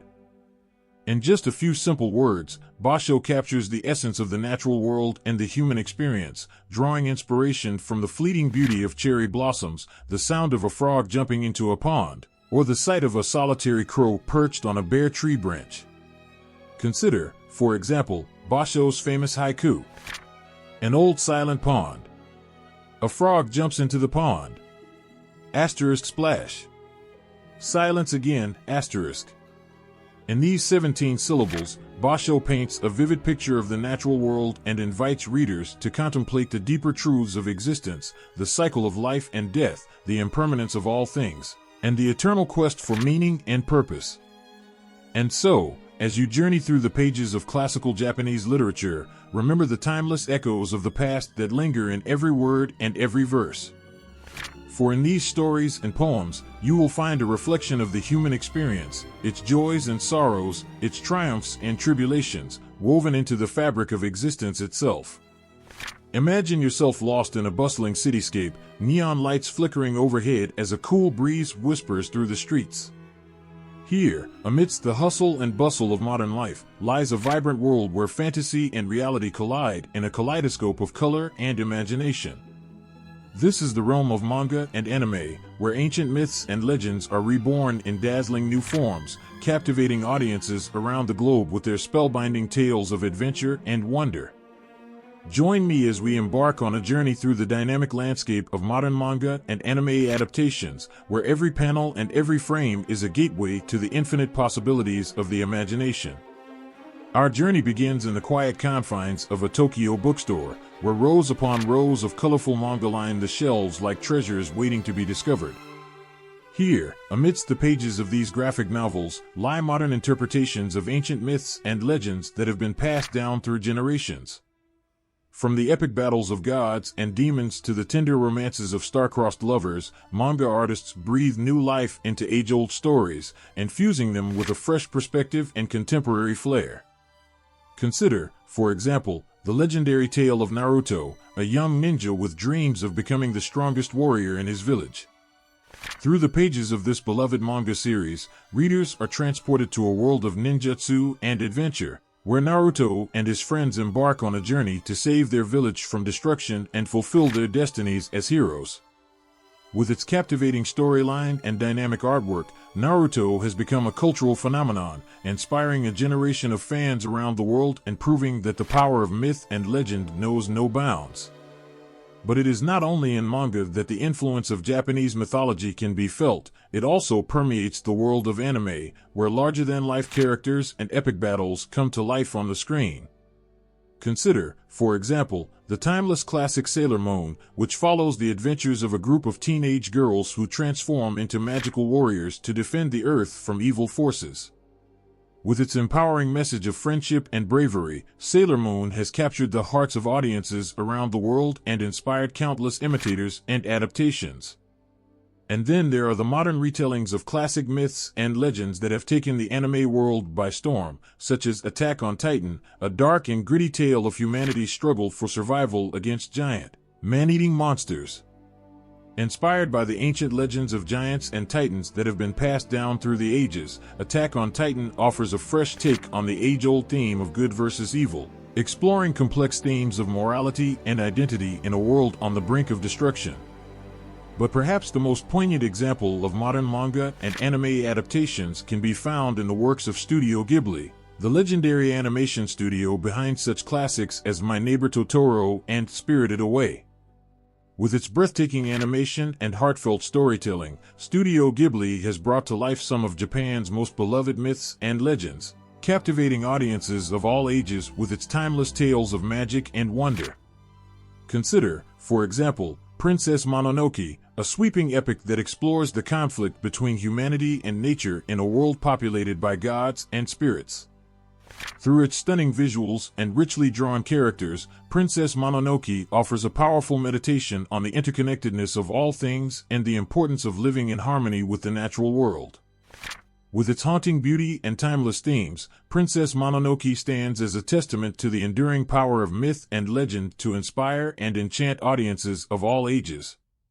And so, as you journey through the dynamic world of modern manga and anime adaptations, remember the timeless tales of myth and legend that lie at their heart. For in these stories, you will find echoes of the past and glimpses of the future, woven together in a tapestry of imagination and wonder that knows no bounds.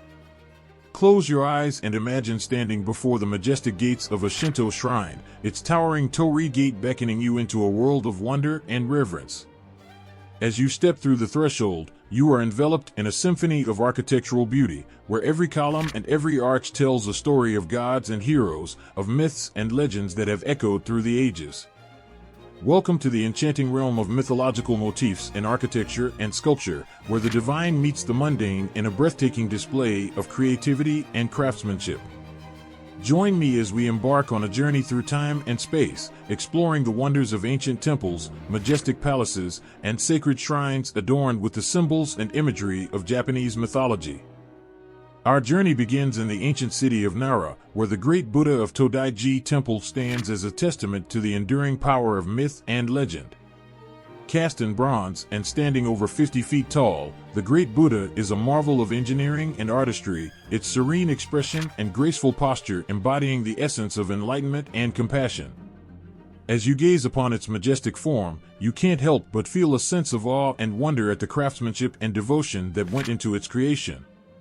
But it is not only in temples and shrines that the influence of Japanese mythology can be felt, it also permeates the world of architecture and sculpture. From the towering pagodas of Kyoto to the intricate carvings of no masks and kabuki actors that adorn the facades of buildings across Japan. Consider, for example, the majestic Himeji Castle, often referred to as the White Heron Castle due to its elegant white walls and graceful architecture. Built in the early 17th century, Himeji Castle is a masterpiece of Japanese castle design, with its labyrinthine corridors and towering turrets evoking a sense of mystery and grandeur. As you explore its halls and courtyards, you can't help but feel a sense of awe at the intricate woodwork and elaborate carvings that adorn its walls, each one telling a story of myth and legend. But perhaps the most striking examples of mythological motifs in Japanese architecture and sculpture can be found in the ancient temples and shrines of Kyoto, the former capital of Japan and home to some of the country's most iconic landmarks.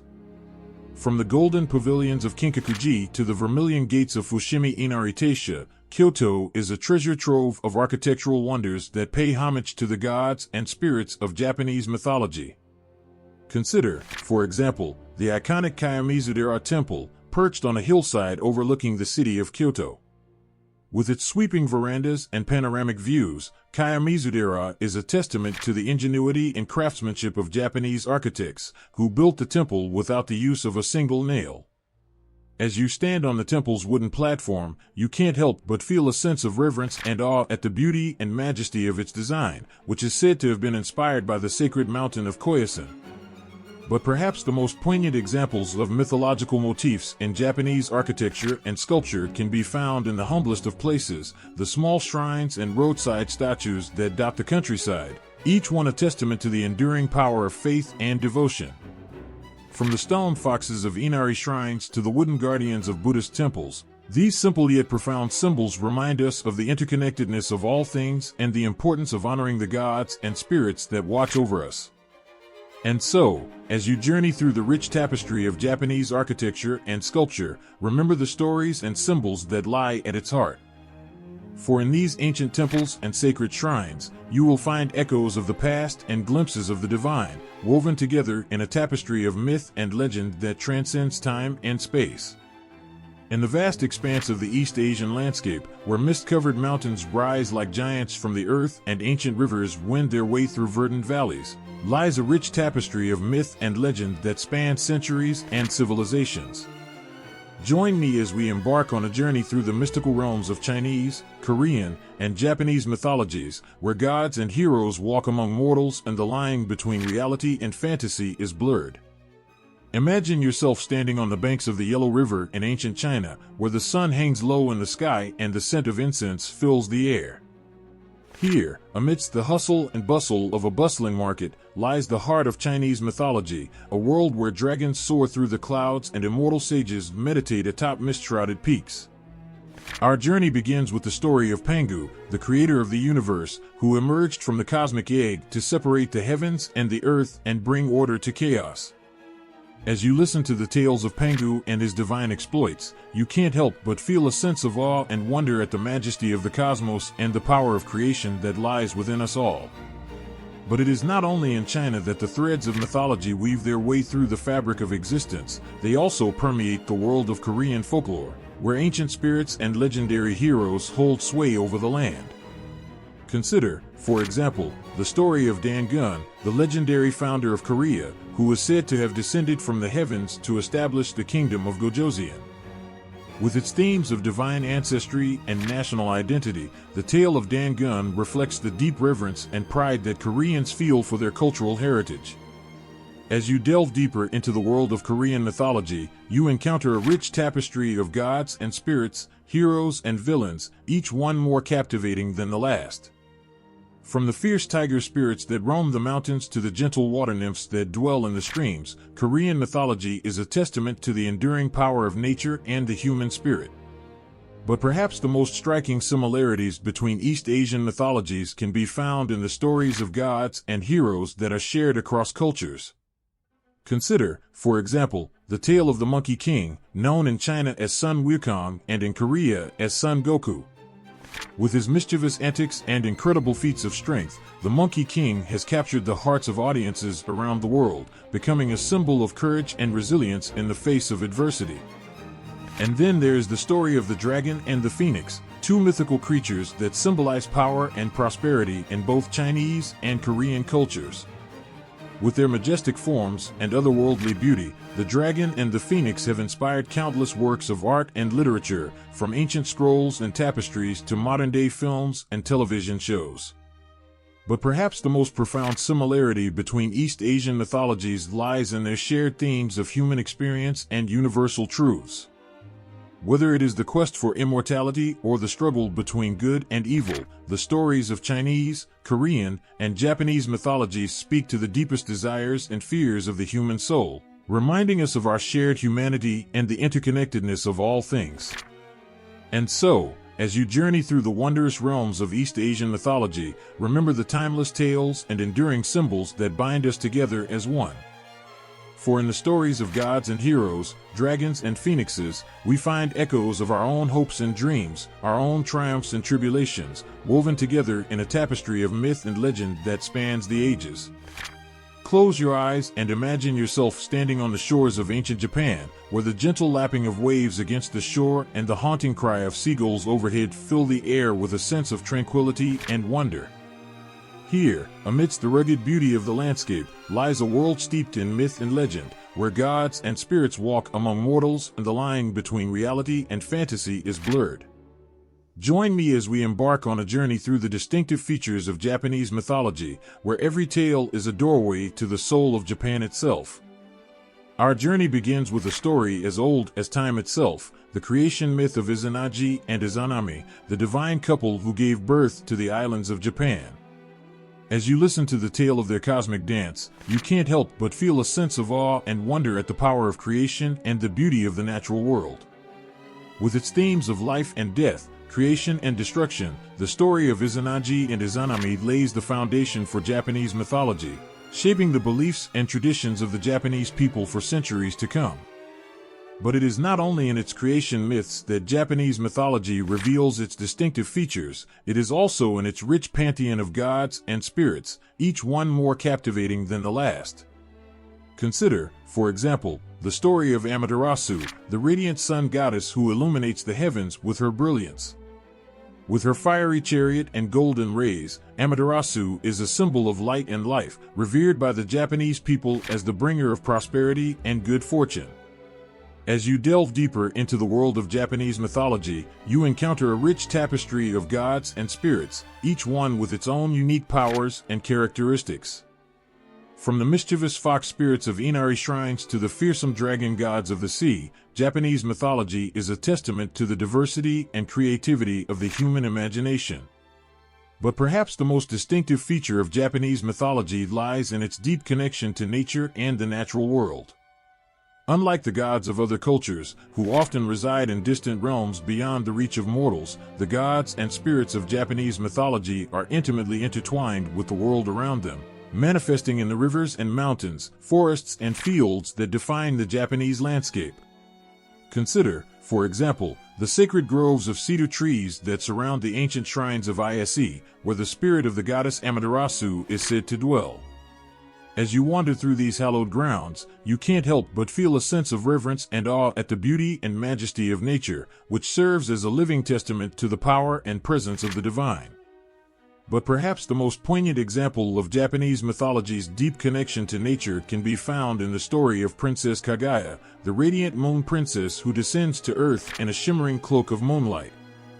With her ethereal beauty and otherworldly grace, Princess Kaguya is a symbol of the eternal cycle of life and death, rebirth and renewal that lies at the heart of Japanese spirituality. And so, as you journey through the distinctive features of Japanese mythology, remember the timeless tales and enduring symbols that define the soul of Japan. For in its myths and legends, its gods and spirits, we find echoes of our own hopes and dreams, our own fears and desires, woven together in a tapestry of wonder and imagination that spans the ages. In the heart of ancient Japan, where the mist hangs heavy in the air and the sound of chanting fills the sacred groves, lies a world where gods and spirits from distant lands converge in a dazzling display of cultural exchange and syncretism. Join me as we embark on a journey through the cross-cultural influences that have shaped Japanese mythology, where every encounter is a celebration of diversity and a testament to the resilience of the human spirit. Our journey begins with a tale as old as time, the story of the Buddhist monk Kukai, who traveled to China in the 9th century to study the teachings of the Buddha. As you listen to the tale of Kukai's journey, you can't help but feel a sense of wonder at the courage and determination of this intrepid explorer, who braved the perils of the sea and the treacherous mountains of China in search of enlightenment. But it is not only in the teachings of Buddhism that we find cross-cultural influences in Japanese mythology, it is also in the art and architecture, the rituals and festivals, that define the Japanese cultural landscape. Consider, for example, the majestic pagodas and temples that dot the countryside, their intricate carvings and ornate decorations reflecting the influence of Chinese and Korean architecture. As you wander through these sacred spaces, you can't help but marvel at the beauty and complexity of their design, which serves as a testament to the creativity and craftsmanship of the human spirit. But perhaps the most striking examples of cross-cultural influences in Japanese mythology can be found in the syncretism that has taken place between Shintoism and Buddhism, the two dominant religious traditions in Japan. Consider, for example, the story of the Seven Lucky Gods, a group of deities from both Shinto and Buddhist mythology who are said to bring good fortune and prosperity to those who worship them. With their colorful personalities and diverse backgrounds, the Seven Lucky Gods embody the spirit of cultural exchange and mutual respect that defines Japanese society. As you delve deeper into the world of Japanese mythology, you encounter a rich tapestry of gods and spirits from around the world, each one with its own unique powers and characteristics. From the Hindu deities that populate the pantheon of Japanese Buddhism to the Taoist immortals that wander the mountains and forests, Japanese mythology is a melting pot of cultures and traditions, where every encounter is an opportunity for growth and enlightenment. But perhaps the most poignant example of cross-cultural influences in Japanese mythology can be found in the story of the Kami Benzaiten, the goddess of music and the arts who is often depicted playing a biwa, a traditional Japanese lute. With her origins in Hindu mythology as the goddess Sarasvati, Benzaiten serves as a bridge between East and West, embodying the universal values of creativity and expression that transcend cultural boundaries. And so, as you journey through the cross-cultural influences of Japanese mythology, remember the timeless tales and enduring symbols that unite us all as one. For in the diversity of our beliefs and traditions, our gods and spirits, we find echoes of our shared humanity and the universal quest for meaning and purpose that binds us together in a tapestry of wonder and awe. Come closer, my friends, and let me take you on a journey through the mystical realms of Japanese mythology, where gods and spirits dwell amidst the beauty of nature and the wonders of the human imagination. As we look back on our adventure, let us revisit the key points that have shaped our understanding of this rich and vibrant tapestry of myth and legend.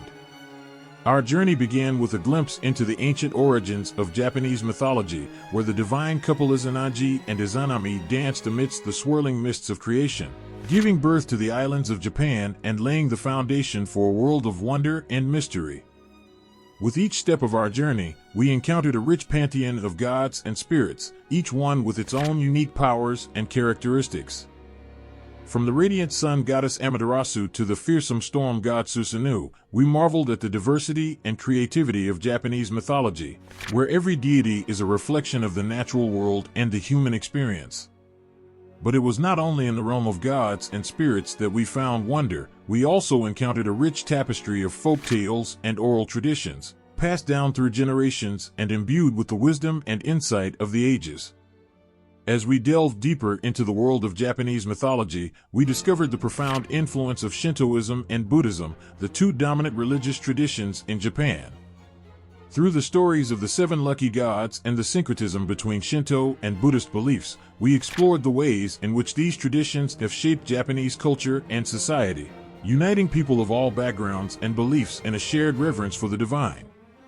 But perhaps the most poignant moments of our journey were found in the cross-cultural influences and syncretism that have shaped Japanese mythology, where gods and spirits from distant lands converge in a dazzling display of cultural exchange and mutual respect.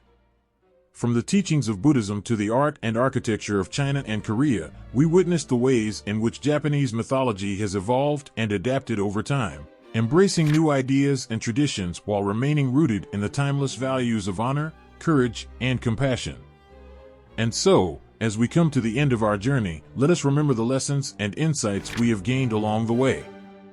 For in the stories of Japanese mythology, we find echoes of our own hopes and dreams, our own fears and desires, woven together in a tapestry of wonder and imagination that transcends time and space. As we bid farewell to this enchanted realm, let us carry with us the wisdom and wonder of Japanese mythology, a beacon of light and inspiration in an ever-changing world. Close your eyes and listen closely, for in the whispers of the wind and the rustle of the leaves, you can hear the echoes of a distant past, the timeless tales and enduring symbols of Japanese mythology that continue to captivate hearts and minds around the world. Join me as we delve into the rich tapestry of myth and legend that has shaped the cultural landscape of Japan for centuries, exploring the enduring legacy of Japanese mythology and the profound impact it has had on the human experience. Our journey begins with a glimpse into the heart of Japanese culture, where the spirit of the kami, the gods and spirits that dwell in the natural world, infuses every aspect of life with a sense of wonder and reverence. From the sacred groves of cedar trees that surround the ancient shrines of Ise to the towering torii gates that mark the entrance to Shinto temples, the presence of the divine is palpable, reminding us of our connection to the earth and the heavens above. But it is not only in the realm of religion that we find the enduring legacy of Japanese mythology, it is also in the arts and literature, the festivals and rituals, that define the cultural identity of Japan. Consider, for example, the timeless tales of heroism and adventure that fill the pages of Japan's classical literature, from the epic saga of the samurai warrior Yoshitsune to the haunting poetry of the Heian period. With their vivid imagery and profound insights into the human condition, these stories continue to inspire and enchant readers of all ages, offering a window into the soul of Japan itself. As we journey deeper into the world of Japanese mythology, we encounter a rich tapestry of folk tales and oral traditions, passed down through generations and imbued with the wisdom and insight of the ages. From the mischievous antics of the kitsune, the fox spirits that inhabit the forests and mountains of Japan, to the haunting melodies of the biwa, a traditional Japanese lute often associated with the goddess Benzaiten, these stories and songs are a testament to the enduring power of storytelling in Japanese culture. But perhaps the most profound legacy of Japanese mythology lies in its ability to transcend time and space, inspiring artists and writers, scholars and seekers, to explore the deepest mysteries of the human experience. Consider, for example, the influence of Japanese mythology on the world of manga and anime, where themes of heroism and sacrifice, love and loss, resonate with audiences around the world. From the epic battles of Naruto to the timeless romance of Studio Ghibli, Japanese mythology continues to shape the landscape of popular culture, offering a window into the soul of Japan for audiences of all backgrounds and beliefs. And so, as we come to the end of our journey, let us pause for a moment to reflect on the enduring legacy of Japanese mythology and the profound impact it has had on the human experience. For in its timeless tales and enduring symbols, we find echoes of our own hopes and dreams, our own fears and desires, woven together in a tapestry of wonder and imagination that transcends time and space.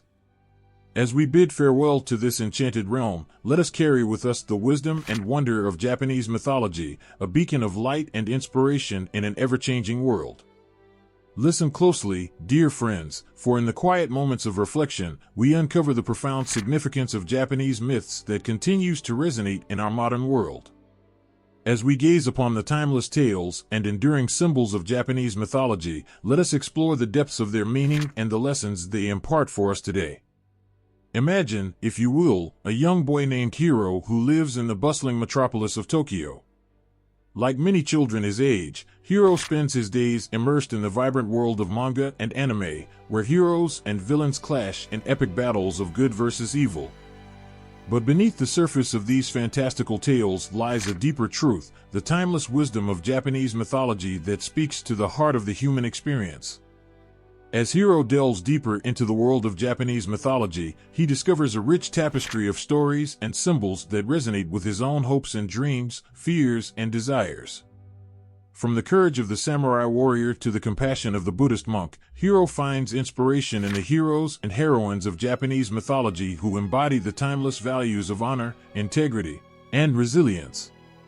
But perhaps the most profound lesson Hiro learns from Japanese mythology is the importance of connection to the natural world, to each other, and to the divine. As he wanders through the sacred groves of cedar trees that surround the ancient shrines of Ise, Hiro feels a sense of awe and wonder at the beauty and majesty of nature, which serves as a living testament to the power and presence of the kami. As Hiro reflects on the significance of Japanese myths in his own life, he realizes that their lessons are more relevant today than ever before. In a world that is increasingly divided and disconnected, Japanese mythology offers a pathway to unity and understanding, reminding us of our shared humanity and the interconnectedness of all things. But perhaps the most poignant lesson Hiro learns from Japanese mythology is the power of resilience, to endure in the face of adversity, to rise above the challenges that life throws our way, and to find hope and inspiration in the darkest of times. As he reads the tales of heroes and heroines who overcome impossible odds, Hiro feels a sense of courage and determination welling up within him, ready to face whatever challenges lie ahead. And so, as we reflect on the significance of Japanese myths today, let us remember the timeless wisdom and enduring legacy they impart for us all. For in their tales of courage and compassion, resilience and redemption, we find echoes of our own journey through life, guiding us on a path of self-discovery and enlightenment.